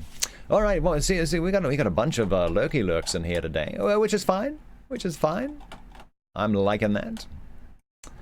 Anyway, if anyone's enjoying the stream, if anyone's liking what's how this one's going, yeah, just just give me a little thumbs up in chat. It's all good. But yeah. Yep, this the book club is definitely one of the more lurkier streams on Mixer there. I know a lot of people do tune in just to have it going in the background. And that's fine. That's fine. Very good. Hexagraph, what's up? Raging Rab, what's going on? How you doing, Raging Rab? A gold evening. Not just a good evening, it's a gold evening. That's an awesome evening for you. I'm glad your day is that good. Not just good, it's gold. Hexagraph hooking us up with a host. Thank you for that. OG Ram, it's a good book so far. Yeah, it's oh boy. It's so flighty. It's flighty. Hey BWH, how you doing? Hexagraph would take an evening of gold. I think we all deserve one. We all deserve one. Indeed we do. Indeed we do. Oh, thank you for that host there, Hexagraph. Are you a streamer here, Hexagraph? Are you a streamer on Mixer? I'm not familiar with the name. Off the top of my head. Yes, you are. You are. Let me just give you a follow. Yeah, okay. I'm just going to throw you a quick follow there. Yeah, sorry. I'm not familiar with. Yeah, I'm just not familiar with the name off the top of my head there. But there we go. Just threw you a follow. I'll be checking out your stream a little later, I'm sure. What do you normally stream? You've been here. Oh yeah, Mixer's doing some behind the scenes. Oh yeah, I'm sure you're up to date with all the stuff. Yeah. So yeah, they're making some changes, and some of the numbers and stuff like that are all being reset. Normally, mornings in Germany time. Okay, but you're doing a Dice Masters stream. A Dice Masters stream. What's Dice Masters? Is that kind of like a role playing game or something like that? It's Dahlia. It's Dahlia Rose. Dahlia, are you the Aunt Dahlia in this story that we're reading? What's up with the Dahlia? Very cool. Well, okay, yeah, I'll have to check it out there, Mr. Hexagraph. Tabletop gaming. Uses dice with character cards. Oh, it's a trading card game. All right, yeah, okay, that sounds kind of fun. Sounds kind of fun. Now, and you use like some kind of I forget what the name of that Dungeons and Dragons software is, but you can use it for D20. I think it's just called D20.com or something. Do you use like something like that to play with other people across the internet and stuff? Yeah, that might be it. Roll20. Maybe this okay. Yeah, that's what I was thinking. The name's spelled a little different. It's a D-A-H. L-A-A. But every time it comes up, Aunt Dahlia Rose, maybe. You use that for D&D, but this one you're doing live with your partner. Oh, okay, all right. It's a two-person game. Yeah, I set up an account with that Roll20, but then never really found a group of people who play in my kind of style. It's 2+, right? Ah, very good. All right, cool. Okay, well, I look forward to seeing it. I look forward to seeing it a little later. Yeah, very cool. The kiddos are out of school for the rest of the school. They're going to be out of school for the rest of the year. Gonna be interesting. Sort of like Magic the Gathering, could be more than two, but it kind of gets friend. Oh yeah, it does, yeah. And Velociraptor's here. That was Catbot gotcha. Oh, you know, probably let's just restore that if I can. No, I can't. The okay, yeah, I think yeah, that yeah, for whatever reason, Catbot is not letting me restore stuff there. Hexagraph. But yeah, that was Hexagraph saying hi to Gamer Sass. And I tell you what, Catbot's probably getting that because of the ASS at the end of that Gamer Sass's name. Yeah, Catbot's probably not very friendly to that name. Alright, it's all good. Okay, Dahlia Rose may lose the sanity. Oh, it still shows. Oh, yeah. That's how Catbot does it. Like there, the person who does it, quite often it doesn't tell them that Catbot nipped it, so that but it takes it away for everyone else. So it kind of for the troll, it kind of makes it look like, well, and not you, but in general, it looks like they're having no effect. And then they just go away, kind of. Very good. Yeah, I wonder if Game Assass there is has like an ongoing thing with that. Yeah, it's all good. Yeah, it's just I have a Catbot set on a curve, so it's extra strong on people with low chat numbers. And it gets easier, and like more allowances are made, like the higher the chat level gets. Yeah, Catbot's actually is pretty smart. It's pretty smart. All around Stuff Town is shut down. Yeah, I bet it is, Dahlia. I bet it is. Yeah. Oh, it's easy to do. Yeah. Just throw down a couple of stickers, and yeah, it goes up pretty fast. I was back here when I was reading Dickens a while back. Oh, that would have been the Christmas story. A Christmas Carol, yeah. That was pretty good. How are things by? It's all shut down, Dahlia. It's all shut down. Yeah. It's I mean, and tell you what, it's been shut down for longer than I mean, yeah, it's been shut down. In my line of work, things were shutting down like 3 weeks before I'll just say leadership decided that things should be shut down. I've been out of work, I don't know how many, like close to a month now, I guess. Yeah. Oof. So the Triassic Trials, what's going on? But we're not here to talk about things like that. We're just going to keep ourselves a little distracted. We've got to get back to our story. Back to our story. You're helping your church to stream service. Yeah, that's probably a good idea. Yeah, there's going to be a lot of stuff trying to go online. A lot of stuff trying to go online.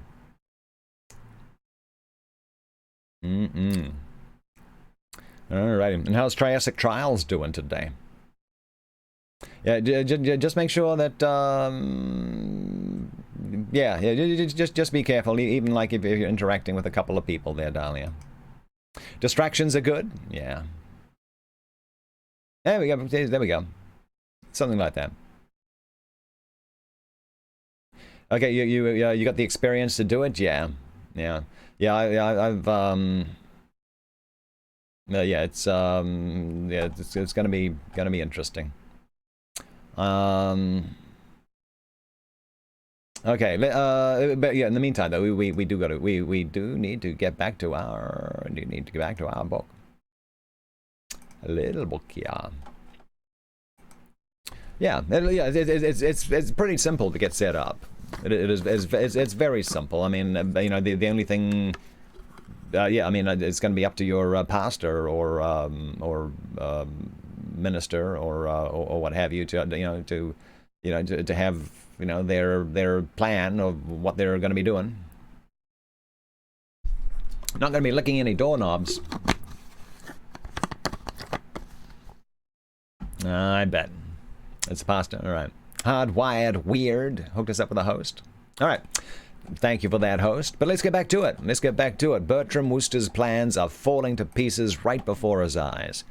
Should this be a surprise? No. But it is. Chapter 12. I don't know if it has happened to you at all, but a thing I've noticed with myself is that when I'm confronted by a problem which seems for the moment to stump and baffle, a good sleep will often bring the solution in the morning. It was so on the present occasion. The nibs who study these matters claim, I believe, that this has got something to do with the subconscious mind, and very possibly they may be right. I wouldn't have said offhand that I have a subconscious mind, but I suppose I must, without knowing it. And no doubt it was there, sweating away diligently at the old stand. All the while the corporeal Wooster was getting his 8 hours. For directly I opened my eyes on the morrow, I saw daylight.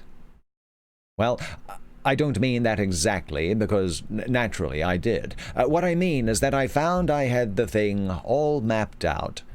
The good old subconscious M had delivered the goods, and I perceived exactly what steps must be taken in order to put Augustus Finknottle among the practicing Romeos. I should like you, if you can spare me a moment of your valuable time, to throw your mind back to that conversation he and I had had in the garden on the previous evening.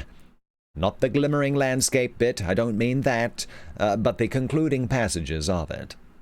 Having done so, you will recall that when he informed me that he never touched alcoholic liquor, I shook the head a bit, feeling that this must inevitably weaken him as a force where proposing to girls was concerned. And events had shown that my fears were well-founded. Put to the test, with nothing but orange juice inside him, he had proved a complete bust.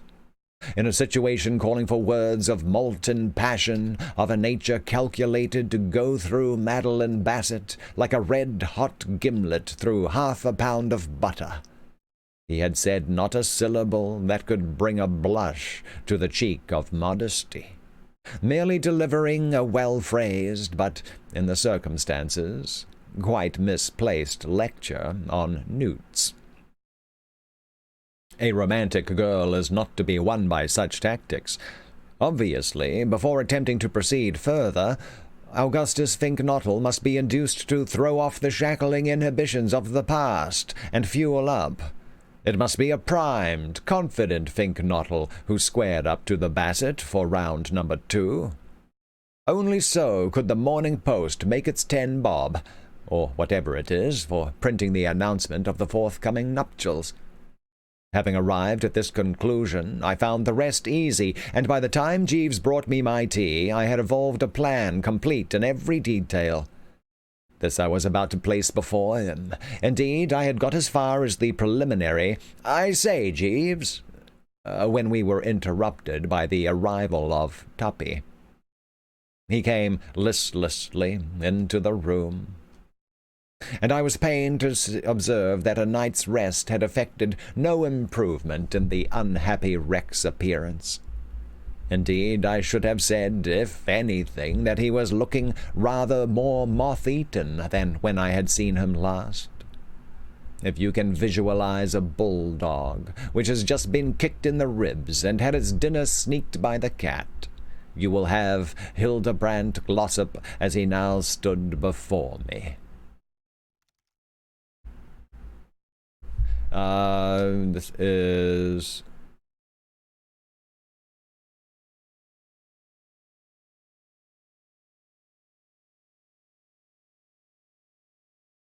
he's running about Angela. Okay, so I'm just making sure I'm not getting my characters all muddled up. There's so many people in trouble right now.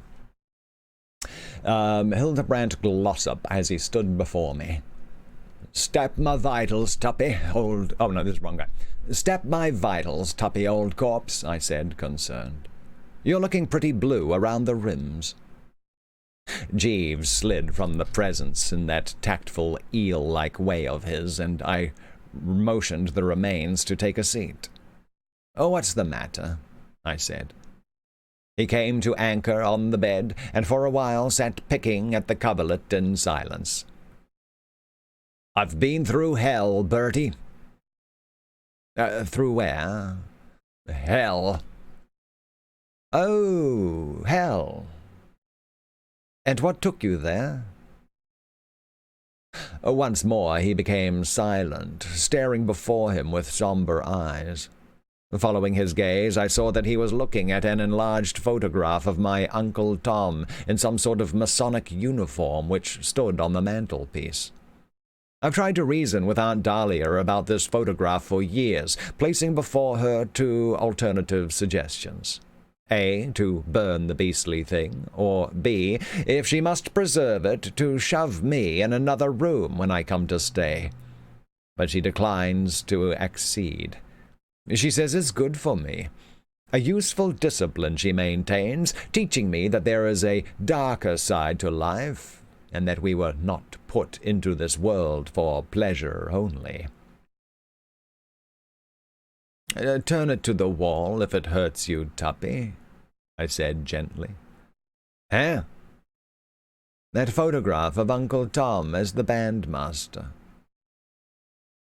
I didn't come here to talk about photographs. I came for sympathy. And you shall have it. What's the trouble? Worrying about Angela, I suppose? Well, have no fear. I have another well-laid plan for encompassing that young shrimp. I'll guarantee that she will be weeping on your neck before yonder sun has set. He barked sharply. A fat chance. Tup, Tushy. Eh? I mean, tush, Tuppy. I'll tell you I will do it. I was just going to describe this plan of mine to Jeeves when you came in. Care to hear it? I don't want to hear any more of your beastly plans. Plans are no good. She's gone and fallen in love with this other bloke, and now hates my gizzard. Oh, rot. It isn't rot. I tell you, Tuppy, as one who can read the female heart, that this Angela loves you still. Well, it didn't look much like it in the larder last night. Oh, you went to the larder last night? I did. And Angela was there? Oh, she was. And your aunt. Also your uncle.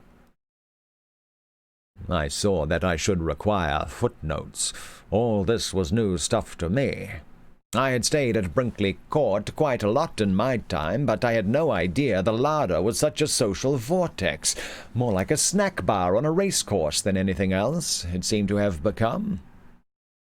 Tell me the whole story in your own words, I said, omitting no detail, however apparently slight, for one never knows how important the most trivial detail may be. He inspected the photograph for a moment, with growing gloom. All right, he said. This is what happened. You know my views about that steak and kidney pie? Quite.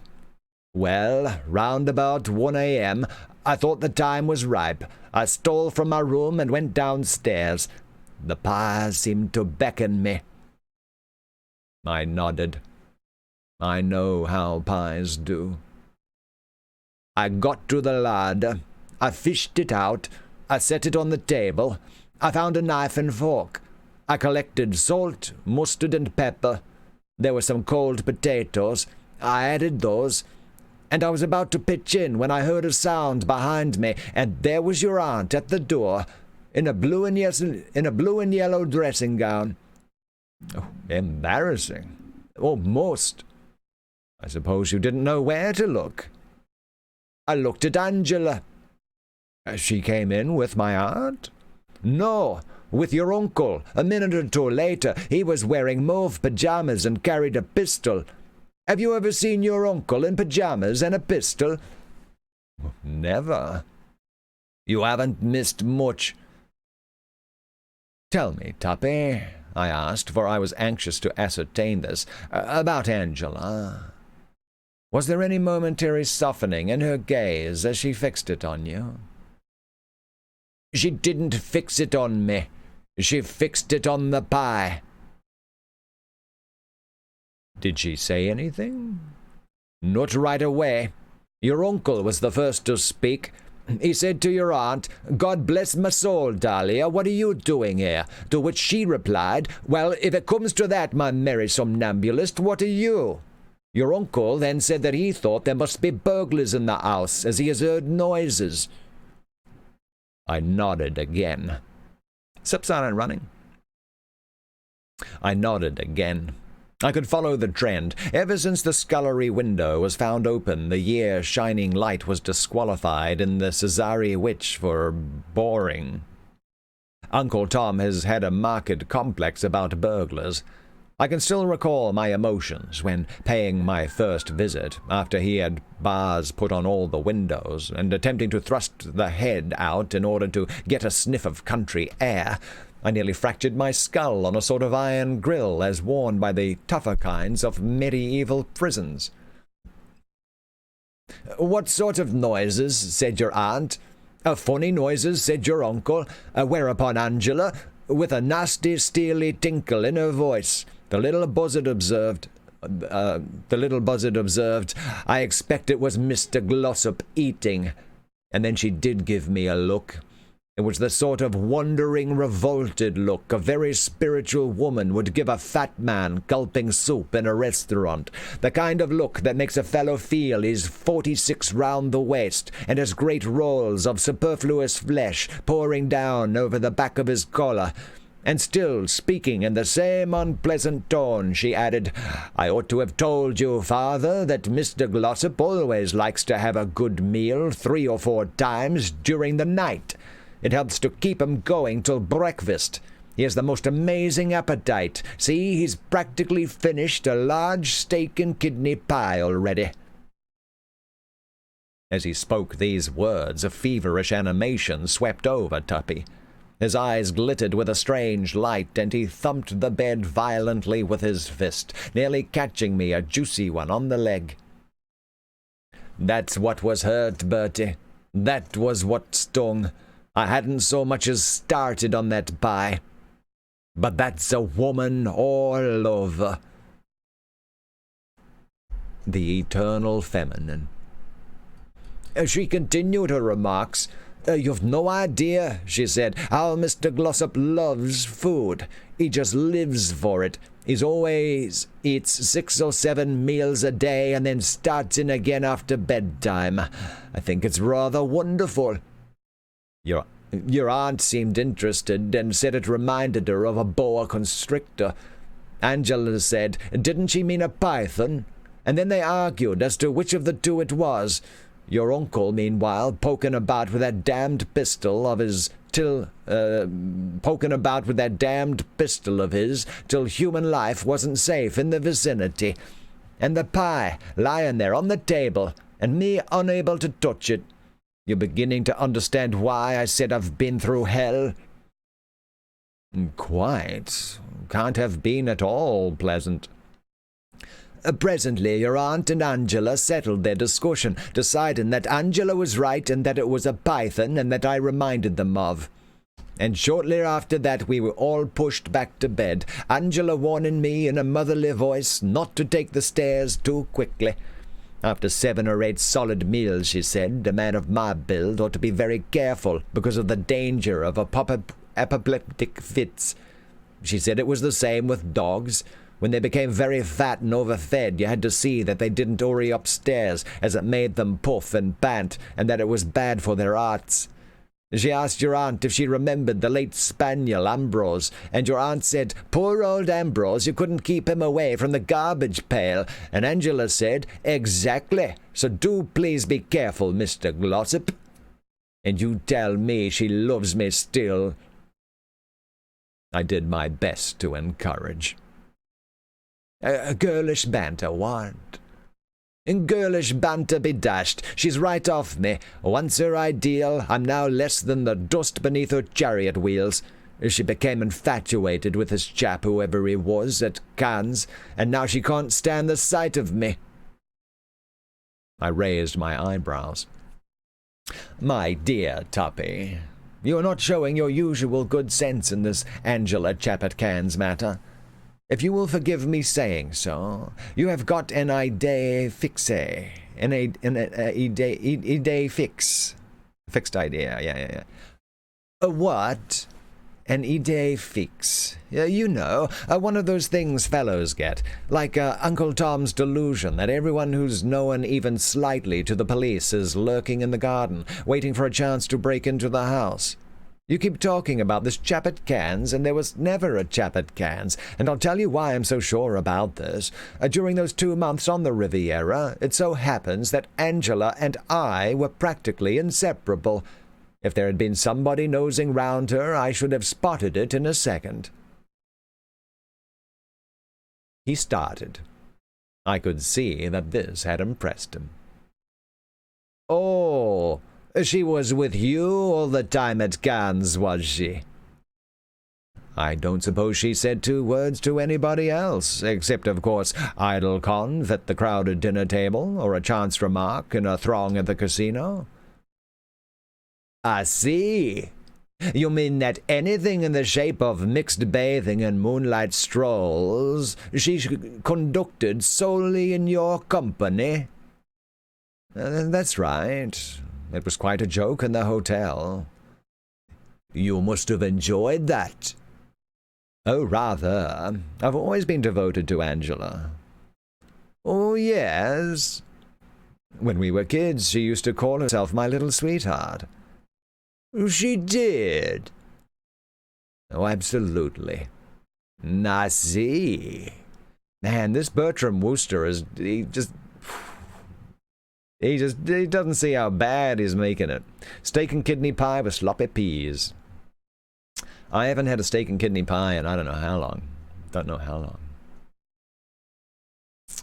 He sat plunged in thought, while I, glad to have set his mind at rest, proceeded with my tea.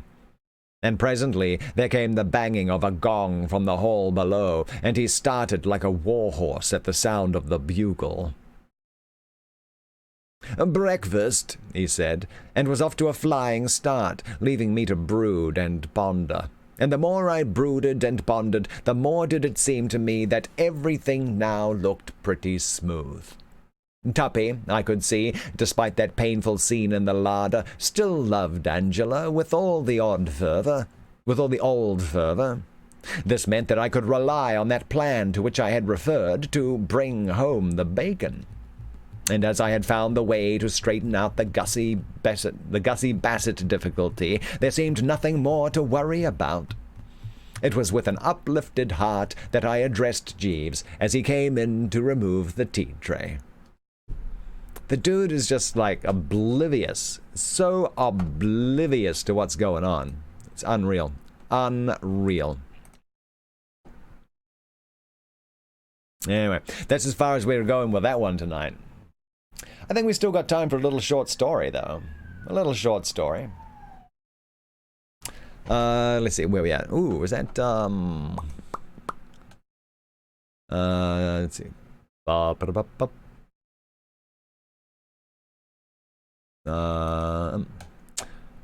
Okay, let's, I'm trying to find something real fast in my library. Should we do another spooky one? A little bit of... Let's see.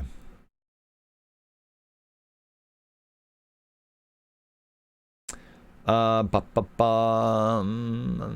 the All Summer in a... No, I can't do that one. Oh, you know, we're still working down, working our way, still working our way through The King in Yellow, just remembered. The Pit of the Serpent. No, that's the Steve Costigan story. Let's see. Good morning, Halo EM. Let's see.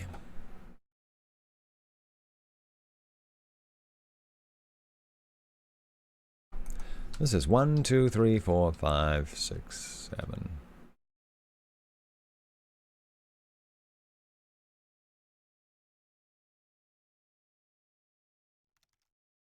Good lord. Wow, that's I don't think we've ever run that one. That's super long, though.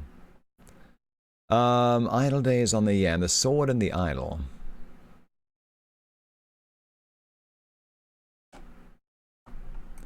One, 2, 3, 4, 5, 6.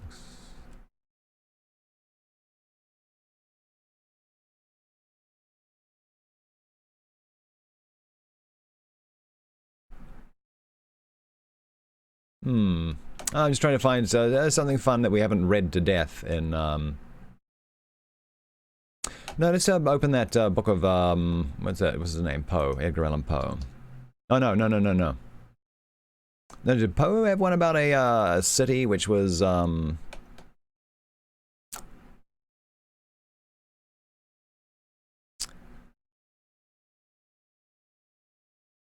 No, I think it might be Lovecraft. What was that one about the city? The unseen city. The nameless city.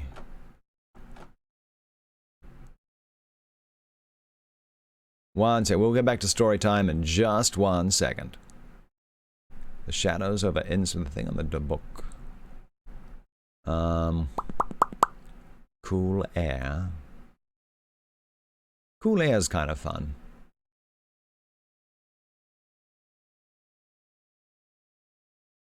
How long is cool air? Let's go 1, 2, 3, 4, 5, 6, 7, 8, 9, 10, 11, 12, 13, 14, 15, 16, 17, 18, 19, 20. Yeah, we're going to do that. I'm going to do that. Going to cool air. This is going to take... It's a little longer than I would normally do right about now, because right about now is when we pretty much just wind up for the show. This is going to take about probably 35, 40 minutes to read, probably. We're just going to go a little longer tonight. A little longer. Okay, so we change our stream title. H.P. Lovecraft. Cool air. Cool air. Alrighty, and we'll, let's see. Boop. It is very good. Oh, so yeah, I just wanted to speak very quickly to my friends over on Twitch and YouTube. Yeah, this week and probably next week too, I'm going to be restreaming over to Twitch and YouTube, doing that right now. Just because there's a lot of people stuck at home right now, needing I don't know, something just to maybe to listen to, tune into, take their minds off of things there. So yeah, just expanding it for a bit. Our mainstream here is it's over on Mixer. That's where all the social chit chat happens and the like as well. But yeah, no, I just wanted to say hello to our friends on Twitch and YouTube, and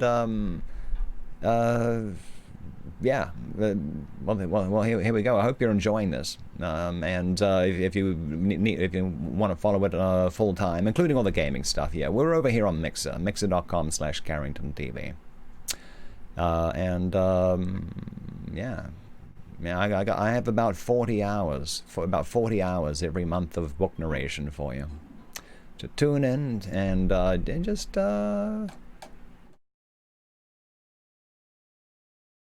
listen to and enjoy. I got to turn down the... Wow, okay, it's getting super bright outside. 1 second, let's just switch this real fast. There we go, that's a little better. My forehead was all blowing out. Very good. Hey, Zoliford. Good morning, Zoliford. Yeah. Just in time for one last story.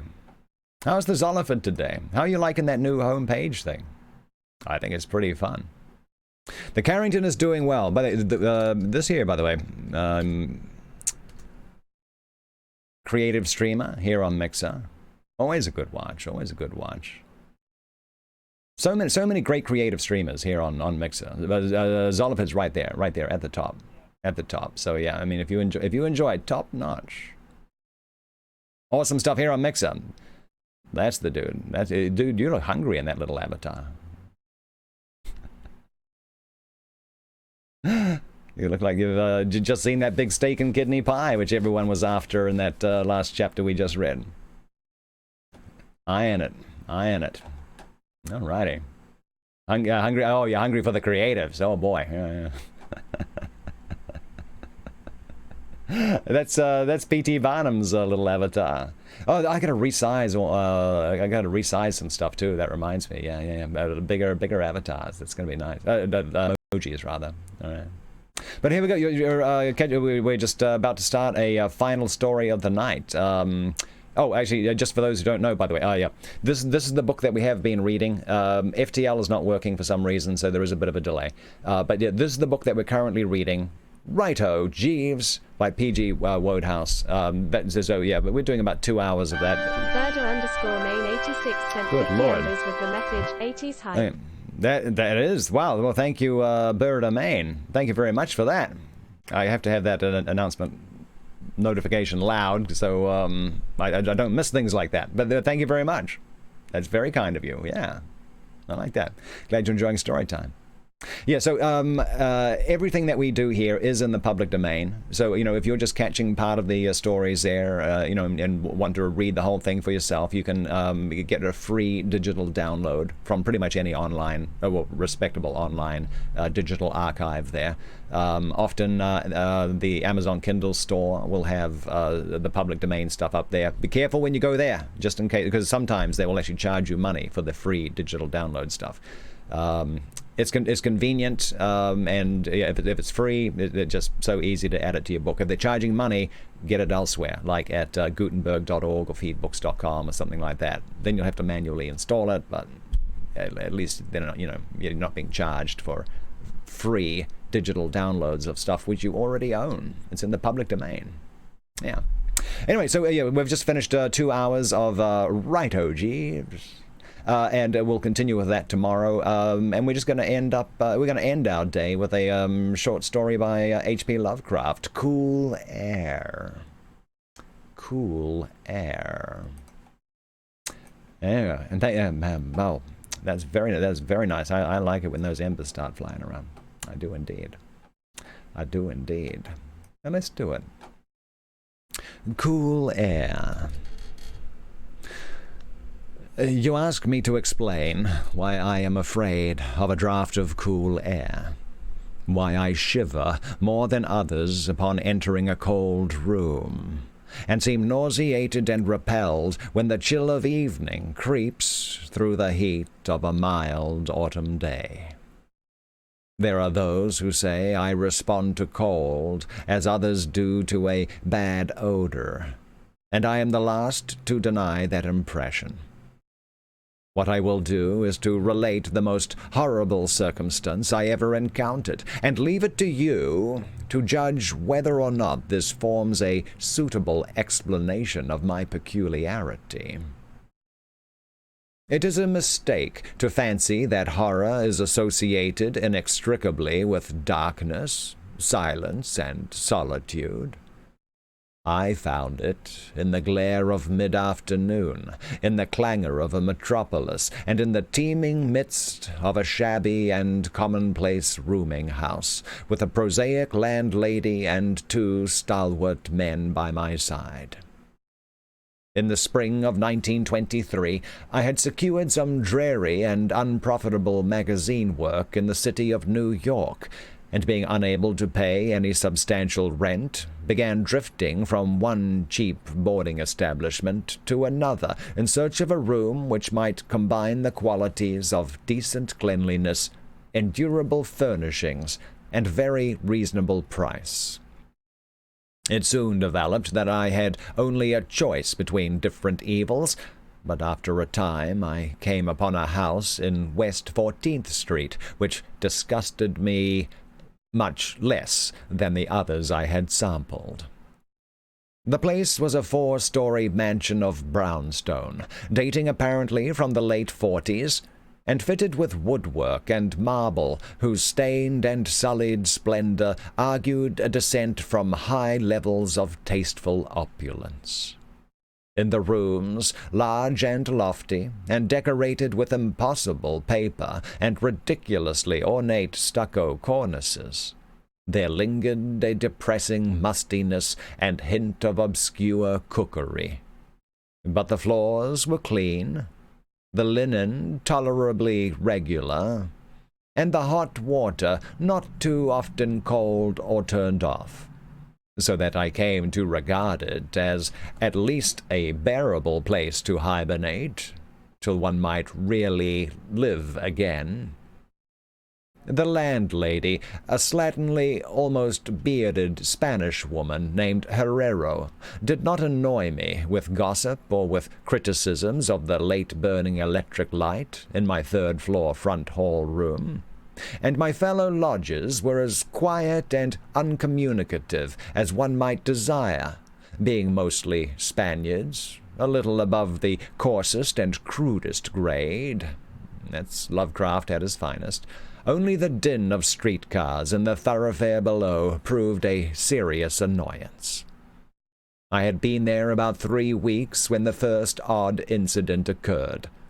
One evening at about 8, I heard a spattering on the floor and became suddenly aware that I had been smelling the pungent odor of ammonia for some time.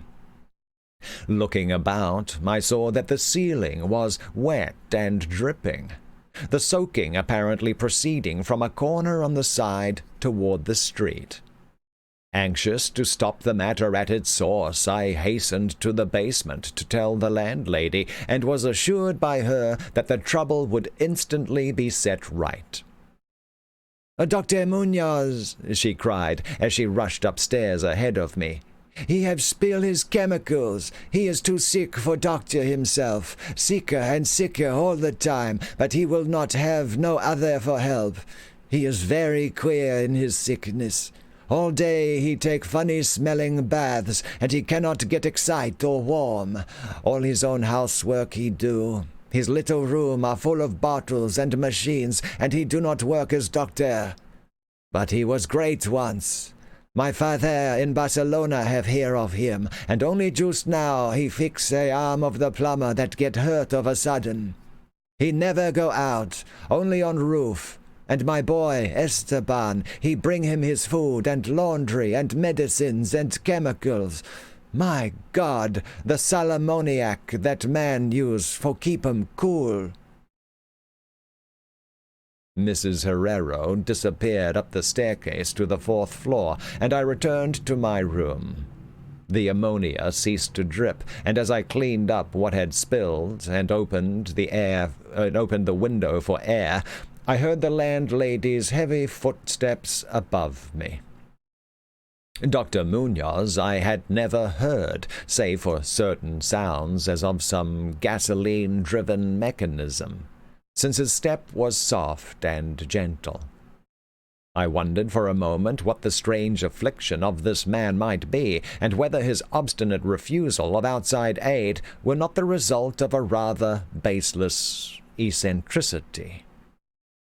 There is, I reflected tritely, an infinite deal of pathos in the state of an eminent person who has come down in the world. I might never have known Dr. Munoz had it not been for the heart attack that suddenly seized me one forenoon as I sat writing in my room. Physicians had told me of the danger of those spells, and I knew there was no time to be lost. So, remembering what the landlady had said about the invalid's help of the injured workman, I dragged myself upstairs and knocked feebly at the door above mine. My knock was answered in good English by a curious voice some distance to the right, asking my name and business. And these things being stated, there came an opening of the door next to the one I had sought. A rush of cool air greeted me. And though the day was one of the hottest of late June, I shivered as I crossed the threshold into a large apartment whose rich and tasteful decoration surprised me in this nest of squalor and seediness. A folding couch now filled its diurnal role of sofa, and the mahogany furniture, sumptuous hangings, old paintings, and mellow bookshelves all bespoke a gentleman's study, rather than a boarding-house bedroom. I now saw that the hall room above mine, the little room of bottles and machines which Mrs. Herrero had mentioned, was merely the laboratory of the doctor, and that his main living quarters lay in the spacious adjoining room, whose convenient alcoves and large contiguous bathroom permitted him to hide all dresses and obtrusive utilitarian devices. Dr. Munoz most certainly was a man of birth, cultivation, and discrimination. The figure before me was short but exquisitely proportioned, and clad in somewhat formal dress of perfect cut and fit. A high-bred face of masterful, though not arrogant, expression was adorned by a short, iron-gray, full beard, and an old-fashioned pince-nez shielded the full dark eyes, and surmounted an aquiline nose, which gave a Moorish touch to the physiognomy otherwise dominantly Celtiberian. Thick, well-trimmed hair that argued the punctual calls of a barber was parted gracefully above a high forehead, and the whole picture was one of striking intelligence and superior blood and breeding. Nevertheless, as I saw Dr. Munoz in that blast of cool air, I felt a repugnance which nothing in his aspect could justify. Only his lividly inclined complexion and coldness of touch could have afforded a physical basis for this feeling, and even these things should have been excusable, considering the man's known invalidism. It might, too, have been the singular cold that alienated me, for such chilliness was abnormal on so hot a day, and the abnormal always excites aversion, distrust, and fear. But repugnance was soon forgotten in admiration, for the strange physician's extreme skill at once became manifest, despite the ice-coldness and shakiness of his bloodless-looking hands. He clearly understood my needs at a glance, and ministered to them with a master's deftness, the while reassuring me in a finely modulated, though oddly hollow and timbreless voice, that he was the bitterest of sworn enemies to death, and had sunk his fortune and lost all his friends in a lifetime of bizarre experiment devoted to its bafflement and extirpation. Something of the benevolent fanatic seemed to reside in him, and he rambled on almost garrulously as he sounded my chest and mixed a suitable draught of drugs fetched from the smaller laboratory room.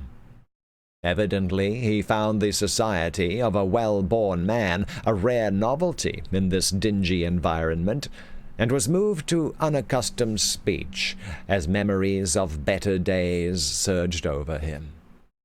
His voice, if queer, was at least soothing, and I could not even perceive that he breathed as the fluent sentences rolled urbanely out. As he sought to distract my mind from my own seizure by speaking of his theories and experiments, and I remember his tactfully consoling me about my weak heart by insisting that will and consciousness are stronger than organic life itself, so that if a bodily frame be but originally healthy and carefully preserved, it may, through a scientific enhancement of these qualities, retain a kind of nervous animation, despite the most serious impairments, defects, or even absences in the battery of specific organs. He might, he half-jestingly said, some day teach me to live, or at least to possess some kind of conscious existence, without any heart at all. For his part, he was afflicted with a complication of maladies requiring a very exact regimen which included constant cold. Any marked rise in temperature might, if prolonged, affect him fatally, and the frigidity of his habitation, some 55 or 56 degrees Fahrenheit, was maintained by an absorption system of ammonia cooling, the gasoline engine of whose pumps I had so often heard in my own room below.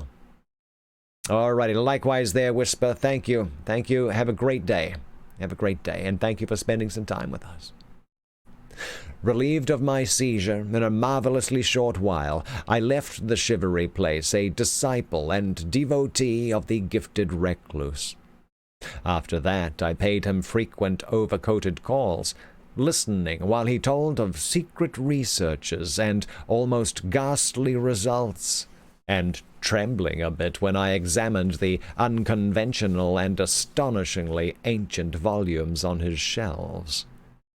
I was eventually, I may add, almost cured of my disease for all time by his skilful ministrations.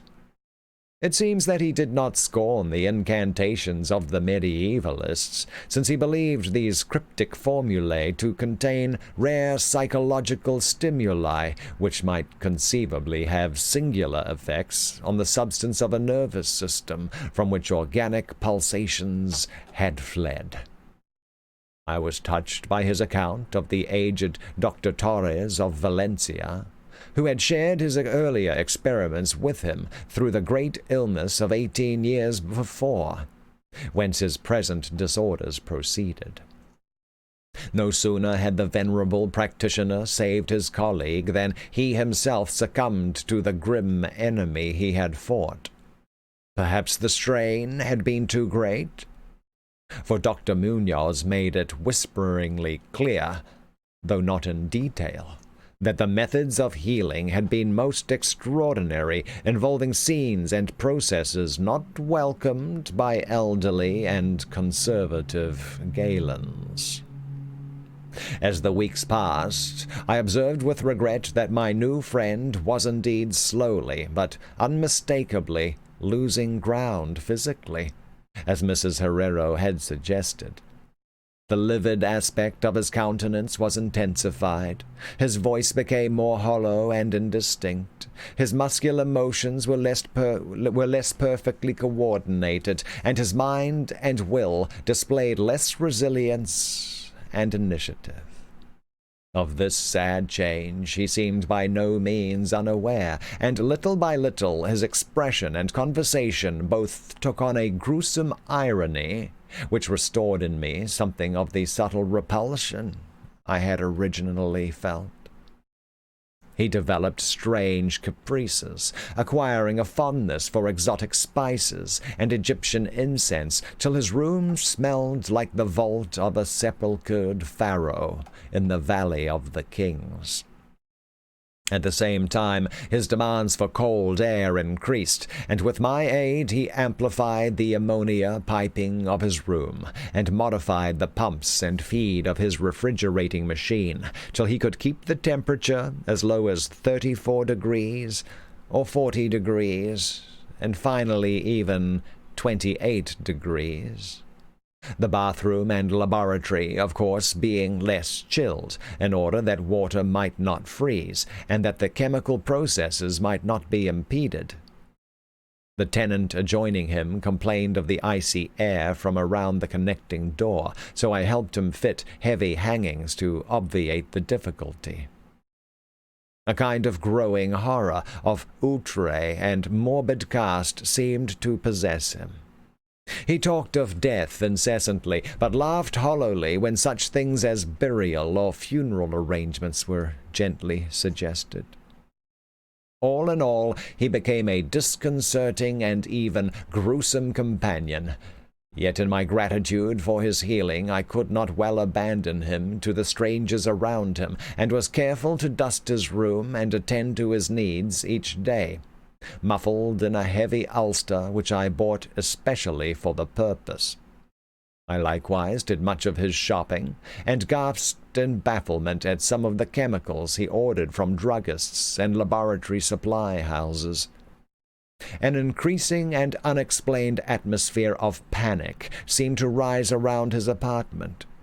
The whole house, as I have said, had a musty odor, but the smell in his room was worse, And in spite of all the spices and incense, and the pungent chemicals of the now incessant baths which he insisted on taking unaided, I perceived that it must be connected with his ailment, and shuddered when I reflected on what that ailment might be.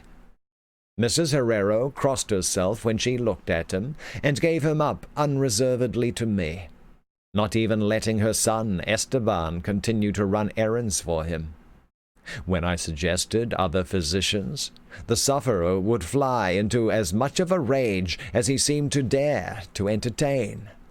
He evidently feared the physical effect of violent emotion, yet his will and driving force waxed rather than waned, and he refused to be confined to his bed.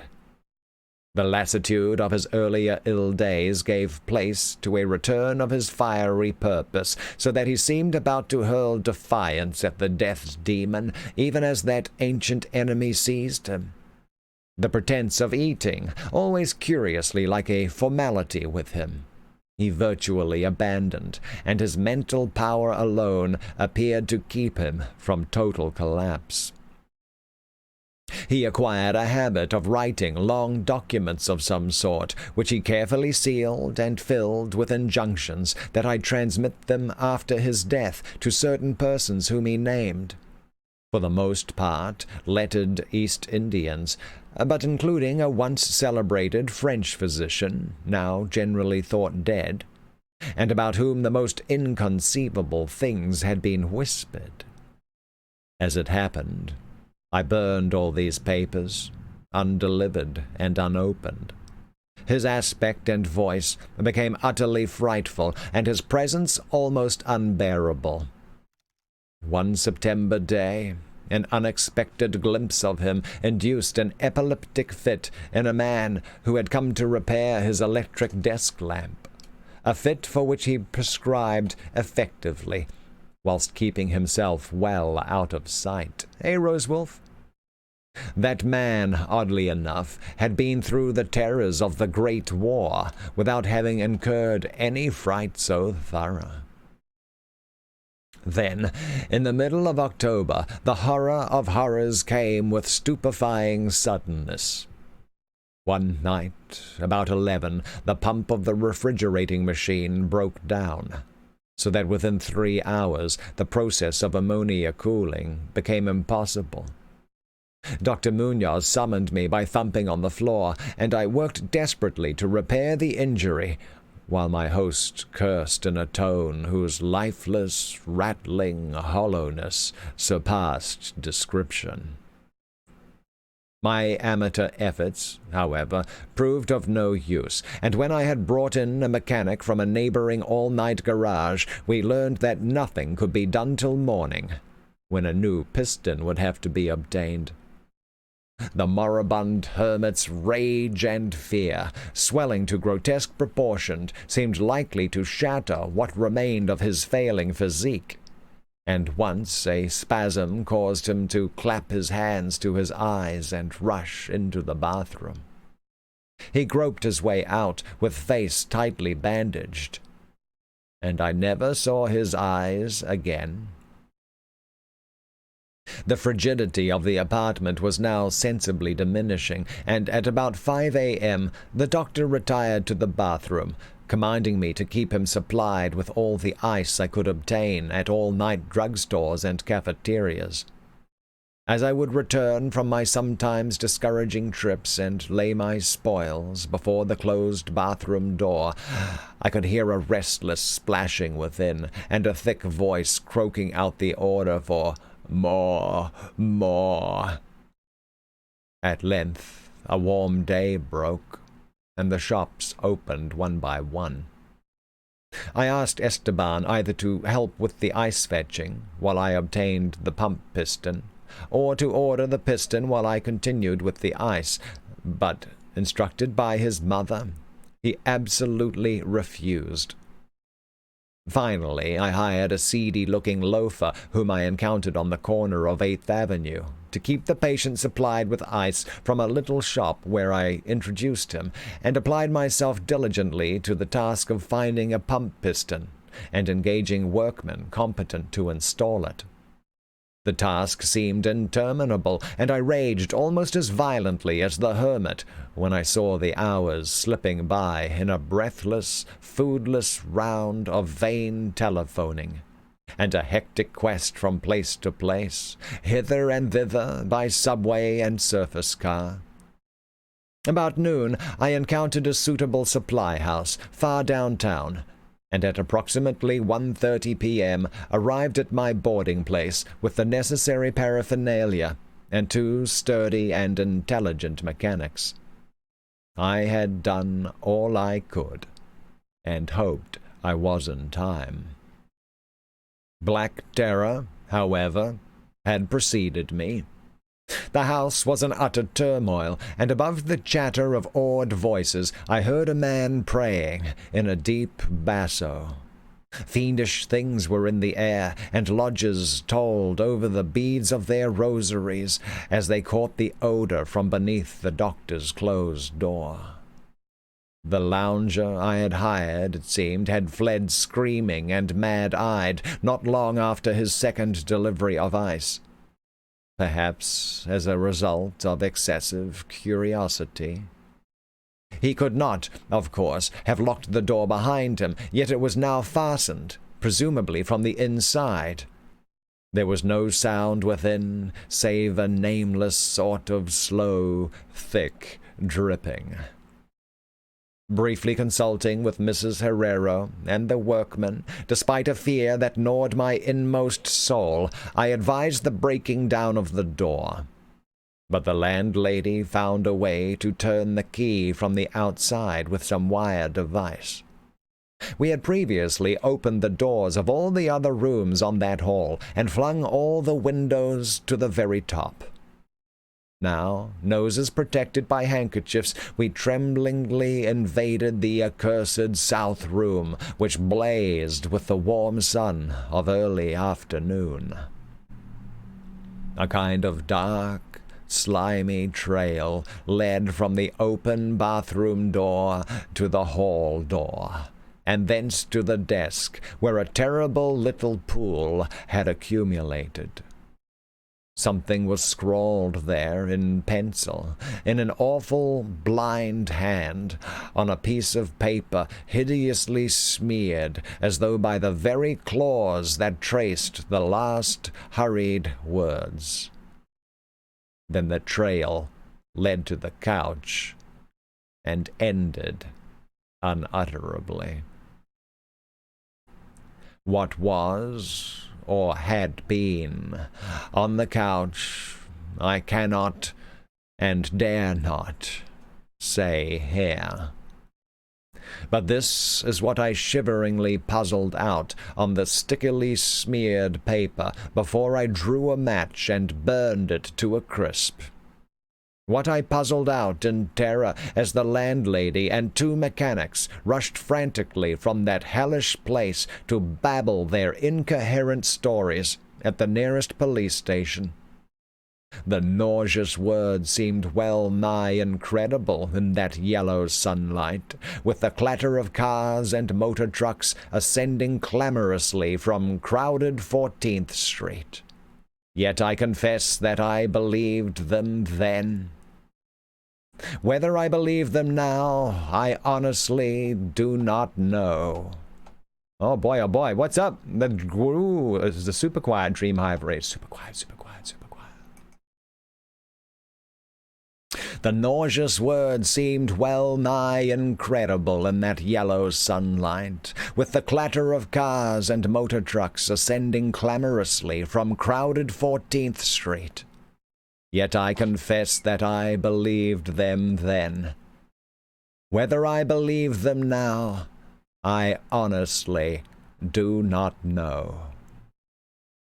There are things about it which it is better not to speculate, and all that I can say is that I hate the smell of ammonia, and grow faint at a draught of unusually cool air. "The end," ran that noisome scrawl, "is here. No more ice. The man looked and ran away." warmer every minute, and the tissues can't last. I fancy you know what I said about the will and the nerves and the preserved body after the organs ceased to work. It was good theory, but couldn't keep up indefinitely. There was a gradual deterioration I had not foreseen. Dr. Torres knew, but the shock killed him. He couldn't stand what he had to do.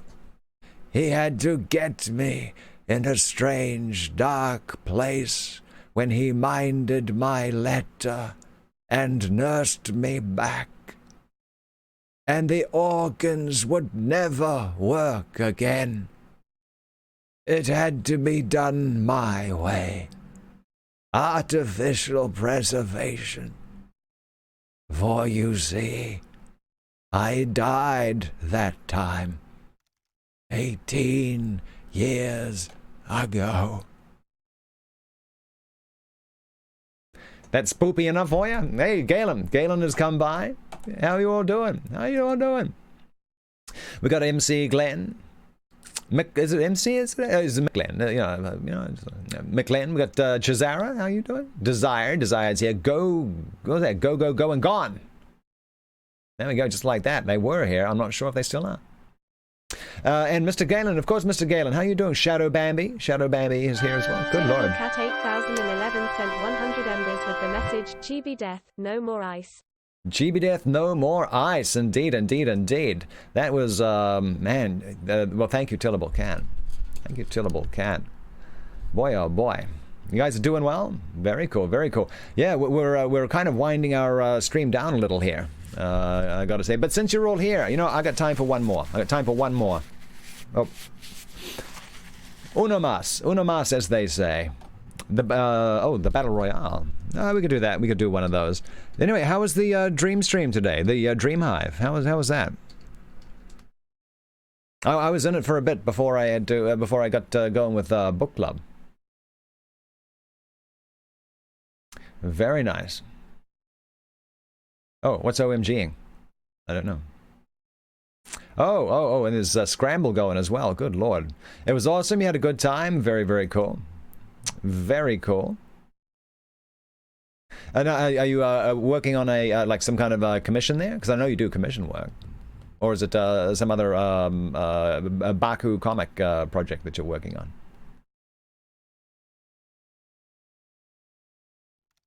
You finished another hero art. Okay. Oh, okay. The hero art. That's through your Streamloots thing, right? And working on a commission too. Wow. Okay, you're getting a lot of work in there. Sensitive? No, it's not sensitive. Oh, it is sensitive. Wow. Wow. Okay. Yeah. Okay. So you're definitely keeping busy with those Streamloot things. That's very cool. Very cool. All right. Let me. Oh, okay. Actually, let me just. Where is Mr. Got to spell it right. There we go. Very good. Yeah. So yeah, the Dream Hive just recently arrived. Yeah, that's hosted by Mr. Art by Galen. So yeah, one of the friendliest, most welcoming artists here on Mixer. It's a very cool cat. Very cool cat. What are we going to do right now? I need to find one more story. Maybe something not so spoopy. That one's actually a pretty cool story. That one there. I mean, it ends kind of in a very cheesy kind of way, almost. But yeah. I mean, like if you had, if you had the willpower to live beyond organ failure, and the only issue was to keep yourself like basically refrigerated all the time. I don't know what you do when your refrigeration unit breaks down. Yeah, that's what that was about. Okay, we're going to pick a completely different book there. Let's see if we can find, what's the other thing by Dunsany? We'll find something a little up by Dunsany. Dreamer's Tale, 51, Dreamer's Tales. What's the other one? Time in the Book of Wonder. Yeah, there we go. We'll see if that one's any good. We'll take a quick little peek in here. Just going to pick a story. Here we go. These are the the Horde of the Gibberlins. Which is the one with the thief? The House of the Sphinx. Distressing Tale of Thangobrind the Jeweler. The Loot of Bombasharna. Is that the one? 1, 2, 3. No, that's not it. Oh, wow, the formatting in this one's terrible.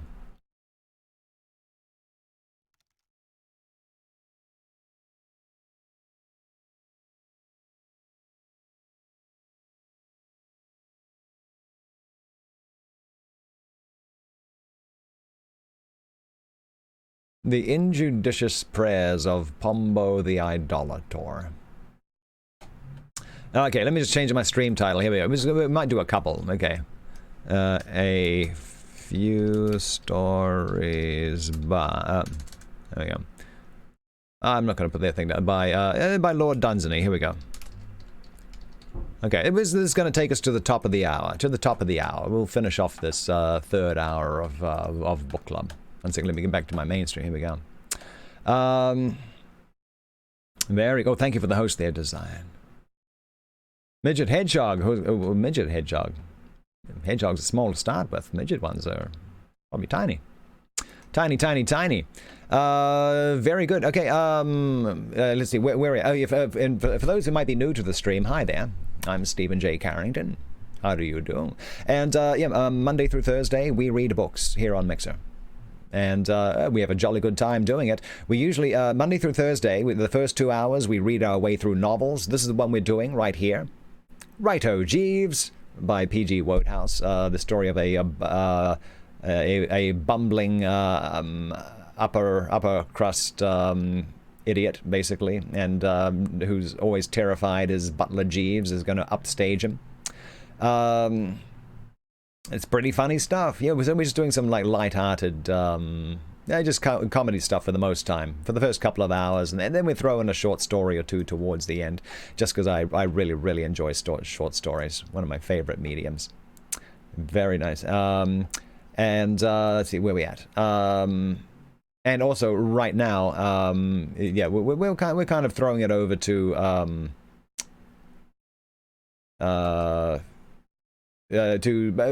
both Twitch and YouTube right now as a bit of a restream, just for the next 2 weeks. Just for the next 2 weeks. I normally don't, but there's just so many people with working from home right now. Maybe your school's closed, something like that. Just trying to spread a little entertainment as wide as we can right about now, because I think everyone needs it. I think everyone could use a little.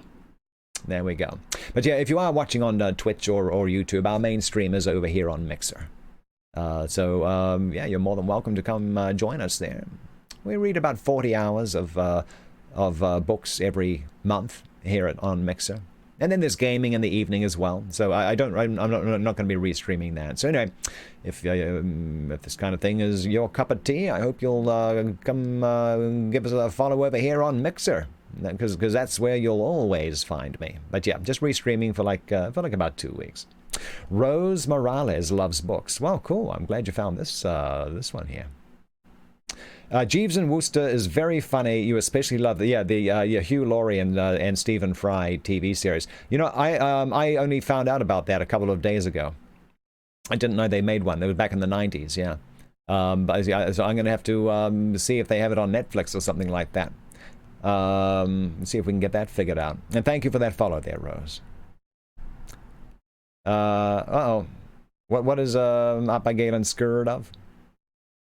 Oh, okay. There we go. Aries Matters has come on by. Hey, Aries Matters come on by.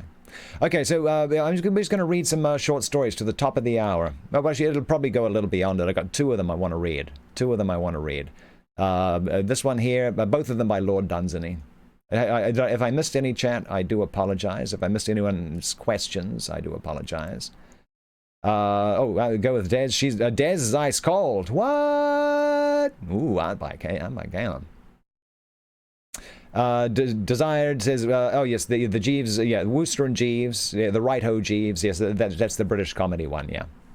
Good lord. Chillable Cat has another meeting. Okay, well, thank you once again for the embers, Chillable Cat, and thank you, well, most of all, just for keeping us company for most of the morning. Hope you had a great time. Hope you had a great time.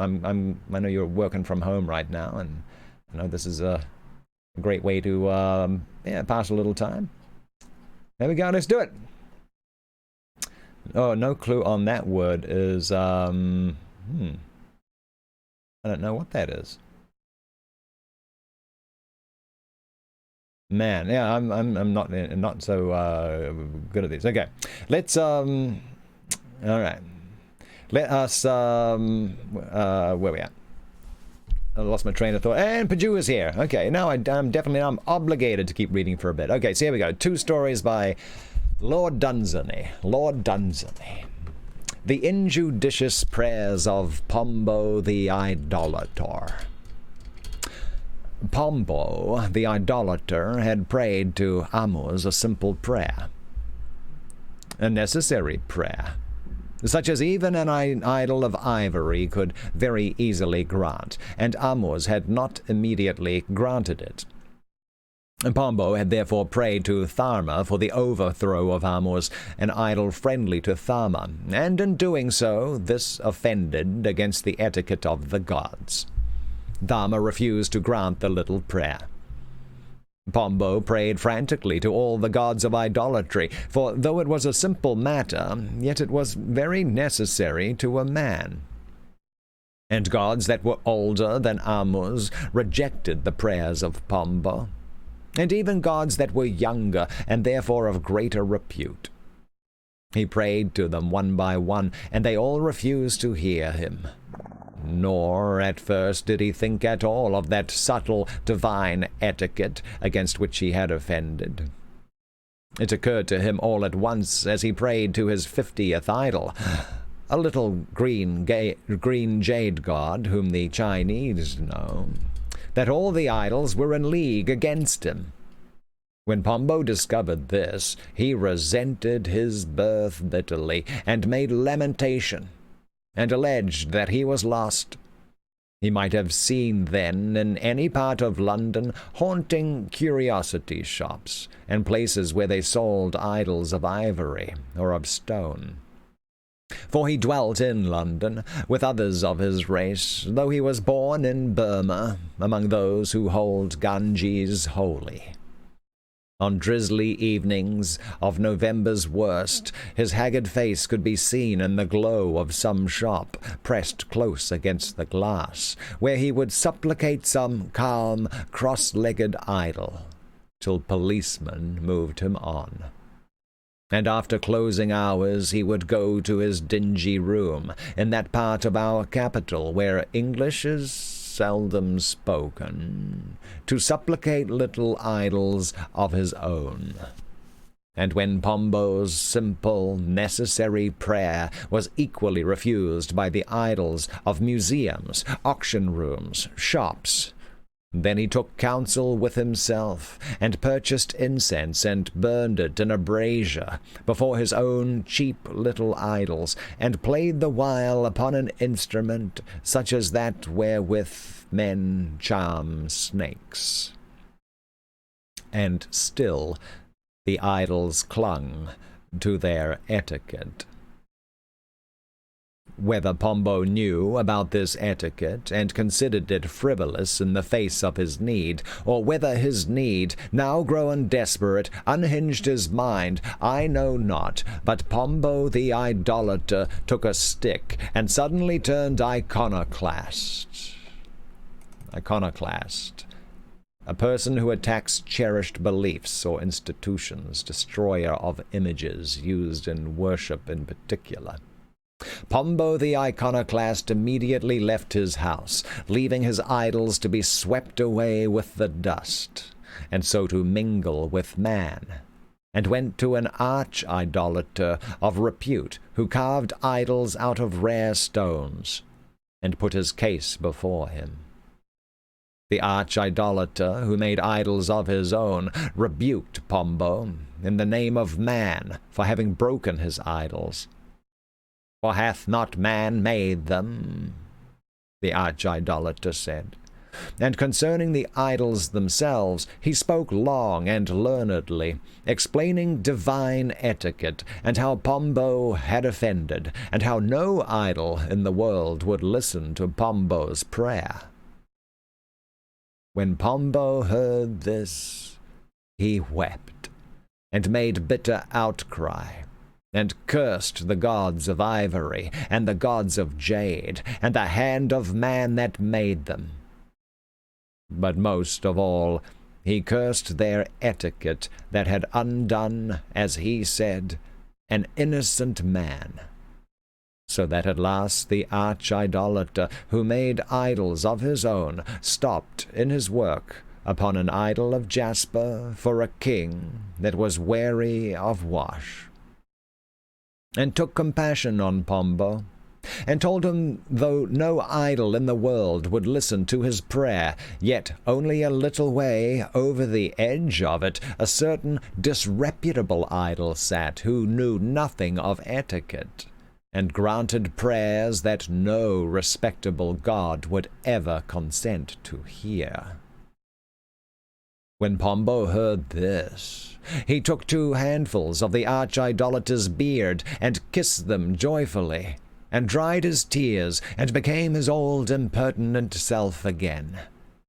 And he that carved from jasper the usurper of Wash explained how in the village of World's End, at the furthest end of Last Street, there is a hole that you take to be a well, close by the garden wall, but that if you lower yourself by your hands over the edge of the hole, and feel about with your feet, till they find a ledge, that is the top step of a flight of stairs which takes you down over the edge of the world.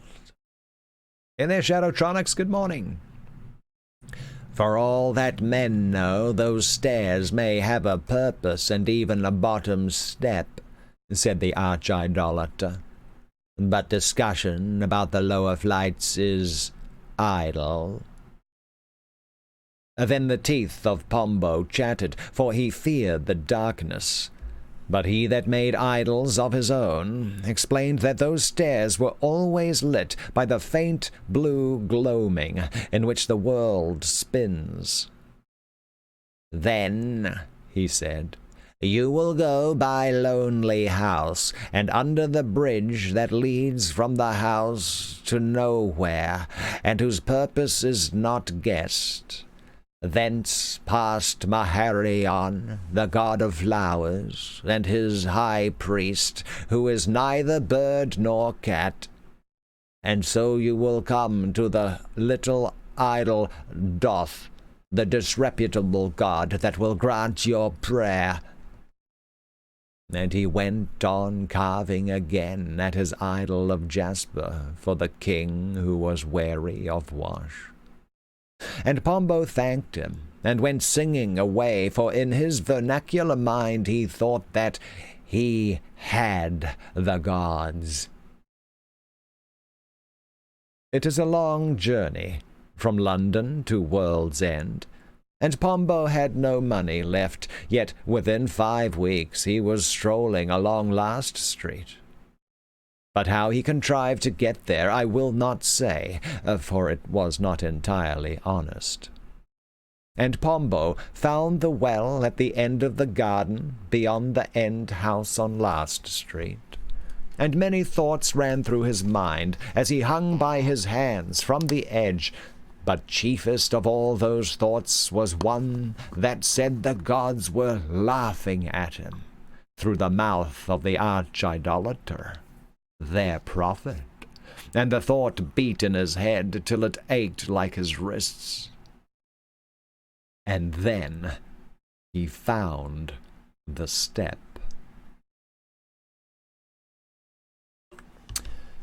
And Pombo walked downstairs. There, Sure enough was the gloaming in which the world spins, and stars shone far off in it faintly. There was nothing before him as he went downstairs but that strange blue waste of gloaming, with its multitudes of stars, and comets plunging through it on outward journeys, and comets returning home. And then he saw the lights of the bridge to nowhere. And all of a sudden, he was in the glare of the shimmering parlor window of Lonely House.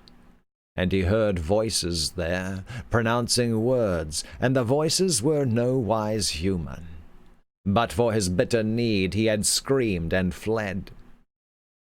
Halfway between the voices and Maharion, whom he now saw standing out from the world, covered in rainbow halos, he perceived the weird grey beast that is neither cat nor bird. As Pombo hesitated, chilly with fear, he heard those voices grow louder in Lonely House, and at that he stealthily moved a few steps lower, and then rushed past the beast. The beast intently watched Maharion, hurling up bubbles that are every one a season of spring in unknown constellations, calling the swallows home to unimagined fields, watched him without even turning to look at Pombo, and saw him drop into the Linlanlarna, the river that rises at the edge of the world, the golden pollen that sweetens the tide of the river and is carried away from the world to be a joy to the stars. And there, before Pombo, was the little disreputable god who cares nothing for etiquette and will answer prayers that are refused by all the respectable idols. And whether the view of him at last excited Pombo's eagerness, or whether his need was greater than he could bear that it drove him so swiftly downstairs, or whether, as is most likely, he ran too fast past the beast, I do not know, and it does not matter to Pombo. But at any rate, he could not stop, as he had designed, an attitude of prayer at the feet of Death, but ran on past him down the narrowing steps, clutching at smooth, bare rocks, till he fell from the world, as, when our hearts miss a beat, we fall in dreams, and wake up with a dreadful jolt.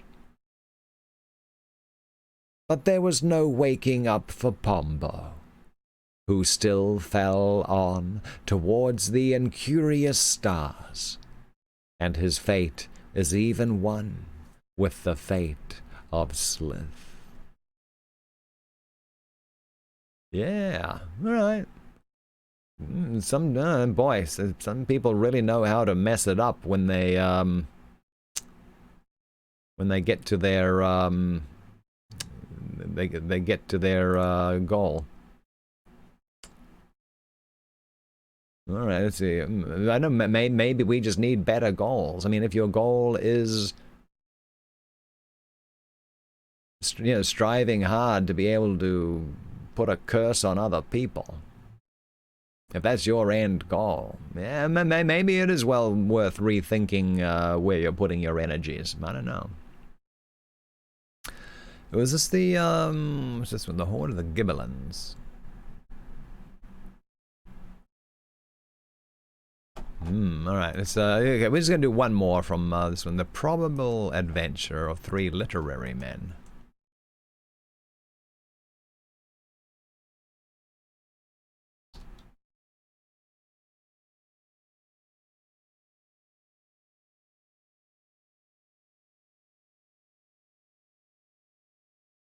This one's kind of similar.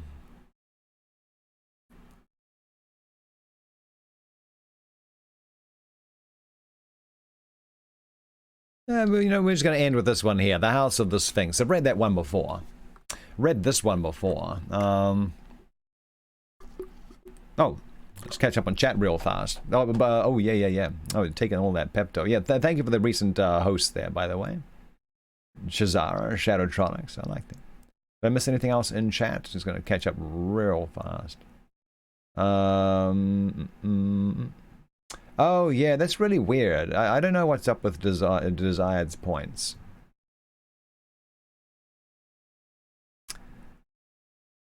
I don't know.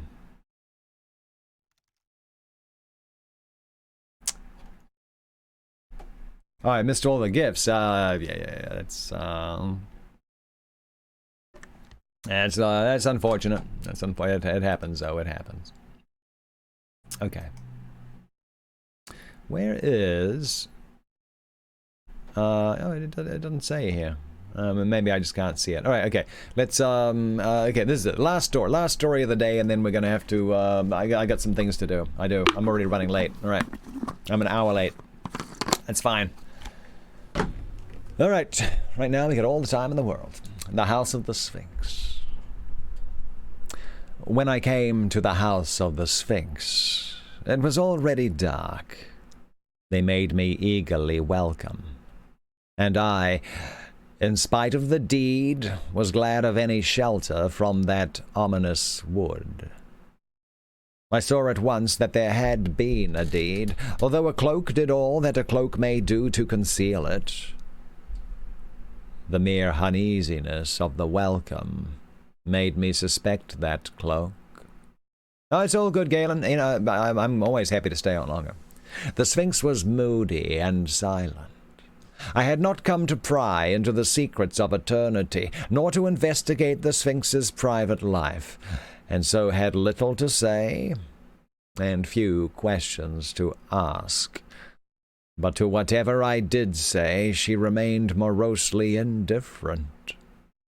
It was clear that either she suspected me of being in search of the secrets of one of her gods, or of being boldly inquisitive about her traffic with time, or else she was darkly absorbed with brooding upon the deed.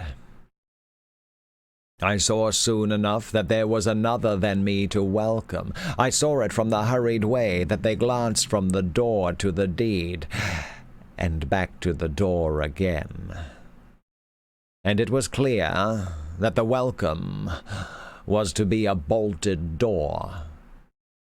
But such bolts, and such a door, rust and decay and fungus had been there far too long, and it was not a barrier any longer that would keep out even a determined wolf. And it seemed to be something worse than a wolf that they feared. A little later on, I gathered from what they said that some imperious and ghastly thing was looking for the Sphinx, and that something that had happened had made its arrival certain. It appeared that they had slapped the Sphinx to vex her out of her apathy in order that she should pray to one of her gods, whom she had littered in the House of Time. But her moody silence was invincible, and her apathy oriental, ever since the deed had happened. And when they found that they could not make her pray, there was nothing for them to do but to pay little useless attentions to the rusty lock of the door, and to look at the deed and wonder, and even pretend to hope, and to say that after all it might not bring that destined thing from the forest, which no one named. It may be said I had chosen a gruesome house, but not if I had described the forest from which I came, and I was in need of any spot wherein I could rest my mind from the thought of it. I wondered very much what thing would come from the forest on account of the deed, and having seen that forest, as you, gentle reader, have not, I had the advantage of knowing that anything might come. It was useless to ask the Sphinx. She seldom reveals things, like her paramour, Time. The gods take after her, and while this mood was on her, rebuff was certain. So I quietly began to oil the lock of the door. And as soon as they saw this simple act, I won their confidence. It was not that my work was of any use. It should have been done long before. But they saw that my interest was given, for the moment, to the thing that they thought vital. They clustered round me then. They asked me what I thought of the door, and whether I had seen better, and whether I had seen worse. And I told them about all the doors I knew, and said that the doors of the baptistry in Florence were better doors, and the doors made by a certain firm of builders in London were worse. And then I asked them what it was that was coming after the Sphinx, because of the deed. And at first they would not say, and I stopped oiling the door. And then they said that it was the Arch-Inquisitor of the forest, who is investigator and avenger of all Sylvestrian things. And from all that they said about him, it seemed to me that this person was quite white, and was a kind of madness that would settle down quite blankly upon a place, a kind of mist in which reason could not live. And it was the fear of this that made them fumble nervously at the lock of that rotten door. But with the Sphinx it was not so much fear as sheer prophecy. The hope that they tried to hope was well enough in its way, but I did not share it. It was clear that the thing that they feared was the corollary of the deed. One saw that more by the resignation upon the face of the Sphinx than by their sorry anxiety for the door. The wind soft, and the great tapers flared, and their obvious fear and the silence of the Sphinx grew more than ever a part of the atmosphere, and bats went restlessly through the gloom of the wind that beat the tapers low. Then a few things screamed far off, then a little nearer, and something was coming towards us, laughing hideously. I hastily gave a prod to the door they guarded. My finger sank right into the mouldering wood. There was not a chance of holding it.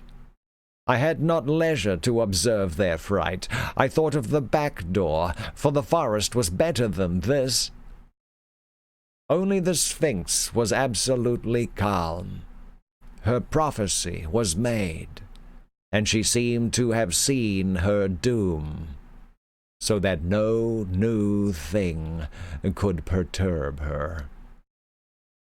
But by mouldering rungs of ladders as old as man, by slippery edges of the dreaded abyss, with an ominous dizziness about my heart and a feeling of horror in the soles of my feet, I clambered from tower to tower till I found the door that I sought, and it opened onto one of the upper branches of a huge and somber pine, down which I climbed onto the floor of the forest. and I was glad to be back again in the forest from which I had fled. And the Sphinx in her menaced house, I know not how she fared, whether she gazes forever, disconsolate at the deed, remembering only in her smitten mind, at which the little boys now leer, that she once knew well those things at which man stands aghast,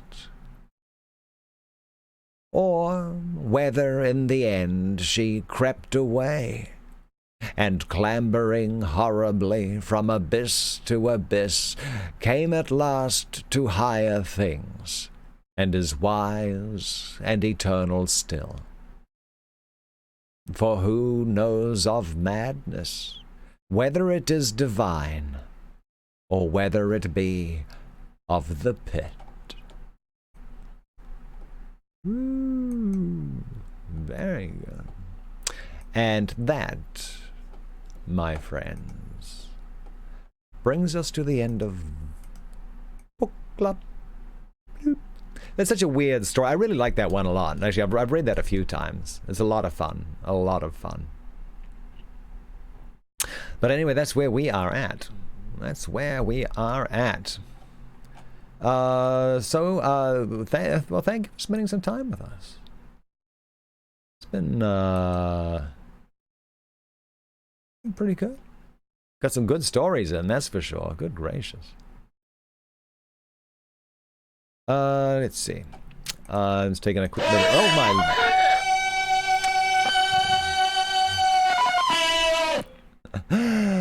Very good. Okay. Well, thank you for that. Thank you for that heart attack, Art by Galen. And there we go, a gift sub for Rose Morales from the always generous Heart by Galen. Thank you so much. Thank you, Zolifid. Oh, Zolifid's been here a long time. Alrighty. Well, thank you, Battle Vixen. Thank you. Oh boy. Okay, so yeah, it's just been a fun day. So we'll be back with Book Club tomorrow. We do this Monday through Thursday. Right now, I'll probably do Friday as well. Sure, why not? Monday through Thursday, generally Monday through Thursday, 10 a.m. Pacific. That's 1 p.m. Eastern. And I usually read for about 2.5 hours. We went a little long today, and that's fine. I need to go take care of some projects here right now. I'll be back a little later this evening for some gaming. Yeah. Tonight is Master Chief Collection night. Maybe some Halo Wars 2. So, if anyone's looking to join in on some multiplayer. Yeah, Master Chief Collection on the console, not on PC. And Halo Wars 2. Those, maybe something else. But those are going to be the things we're sticking a bunch of time into. There we go. Yeah, Art by Galen makes everyone's day. Just by being a cool cat. Oh yeah, now you can start up. In the Discord, I have a super secret section in there with a growing library of, first of all, stuff that I've recorded, and some other stuff as well. I'm putting other stuff in there as well. They're just entertaining stuff. But yeah, if you link your Discord account to a Mixer, you will auto-magically get access to it. That's how that works. The other thing too, for those who might have missed all this updates and upgrades and stuff happening to Mixer, there is a link to it there. You can read up on their public-facing blog. As of yesterday, a bunch of improvements have been made. Like the home page, for instance, is now specifically tailored just for you. So when you see someone featured on that, it's because that's not for everyone. Everyone's going to see something different. That's one of the big major changes. So yeah, if you follow certain streamers, you'll see things that those streamers like. If you play a lot of certain games, you'll get recommended more people playing those kinds of games, the kinds of things you like. So yeah, we're going to see how that works out. Yeah. Oh yeah, the new emotes are okay. I don't like the change they made to the sloth one. It used to be like, very cool. But now it's looking the other way. It looks away from the sentence. And I used to use it. I used to use most of these things like little bookends. Just to looking back towards the start of the sentence, and so kind of. Yeah. And now the sloth's kind of like looking away into the future. There we go. Yeah. Oh yeah. So yeah, that was one of the other changes too. Yeah. So emojis are getting bigger. So right now.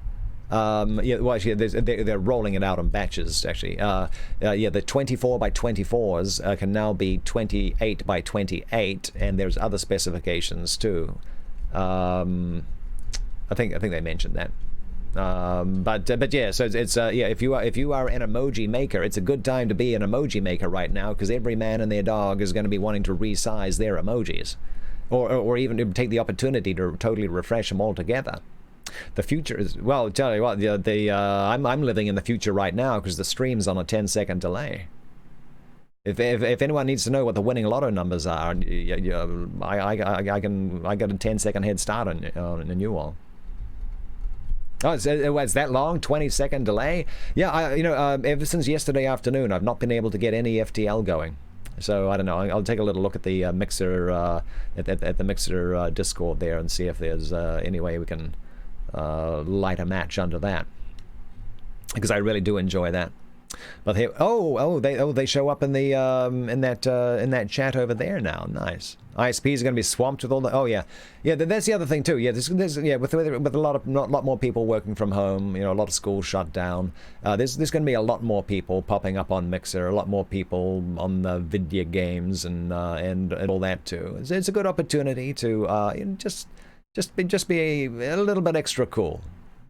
A little bit extra cool, a little bit chill, maybe even like a little upbeat +1, because there's a lot of uncertainty being thrown around right now. So I think we can do a lot. I think we can do a lot to make everyone's experience for the next couple of weeks, especially the next couple of weeks, as best as it can be. Yeah. So yeah, not only be cool with your neighbors and all the like, but all the new people you see popping up into your stream as well. And some of them, I'm sure, are going to be a little stressed out, a little more than they normally would be, and it's understandable. It is, but we can help everyone. I think unwind a little, and I think that's going to be important, and very, very important. But that's it. Let us Mentos.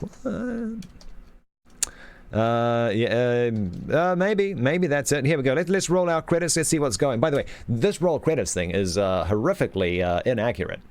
Someone dropped like a zillion sparks in the thing last night. Didn't even mention their name, not once. But here we go. You are the best. Here we go. It's taking a little. Let's see. What is it?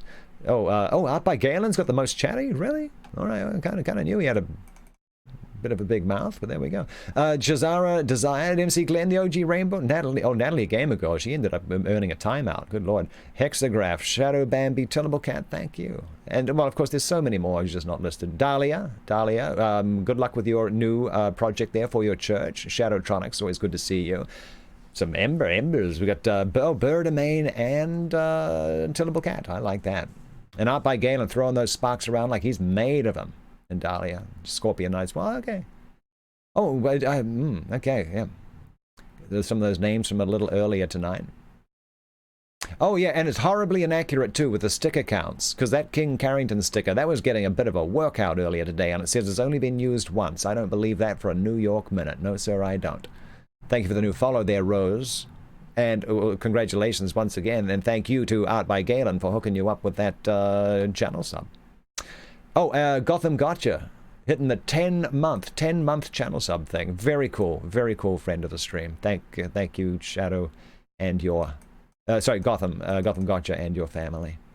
There we are, and gifted sub. There's nice to list that. Art by Galen to Rose Morales. I like how it does that. That's very cool. That's very cool. There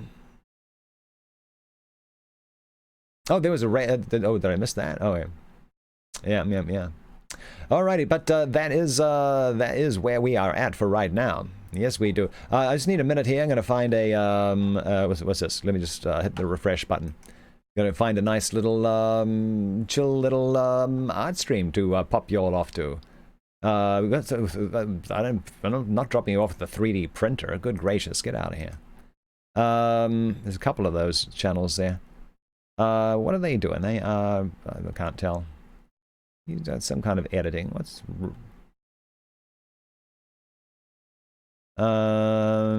animate a fight thing art. Who's Rinra Ran? I don't know who Rinra Ran is, but they're drawing something, and they got a friendly rating. Very good. Let's see. Let's take a look. Rinra Ran. Teen rated. Close enough. Close enough. But there we go. That's what we're going to do. We're going to end our stream, and because we're doing just like chill art streams, it's going to be from one to another. Have a great day, everyone. Have a great dame. Have a great dame. The super quiet Dream Hive raid. Yeah. That was... I did not forget. No, I saw it going crazy off on the side, and I was just... it was right to the end of the story, and I was like, oh, it's right at the end of the story. And then I saw like super quiet one, so I was like, okay, all right. I'll just keep going with the story, and we'll get to it in a little bit. Very good. Very good. So, goodbye, was that? Art by Galen. Zolifid, thank you for spending some time with us. I hope you heard some good stories there. Maybe give tell you what, I'm sure a lot of these stories are giving all you artsy people some, some ideas, things to think about, I think. That'd be awesome. Well, that's it. We're out of here. We're done like a turkey. Let's go say hello to, what is it again? Rena Ran. Rena, I don't know. I don't know who this is, but we're going to find out. Oh, yeah, we will. Have a great night. And there we go. We've got McGlenn. McGlenn, you have a great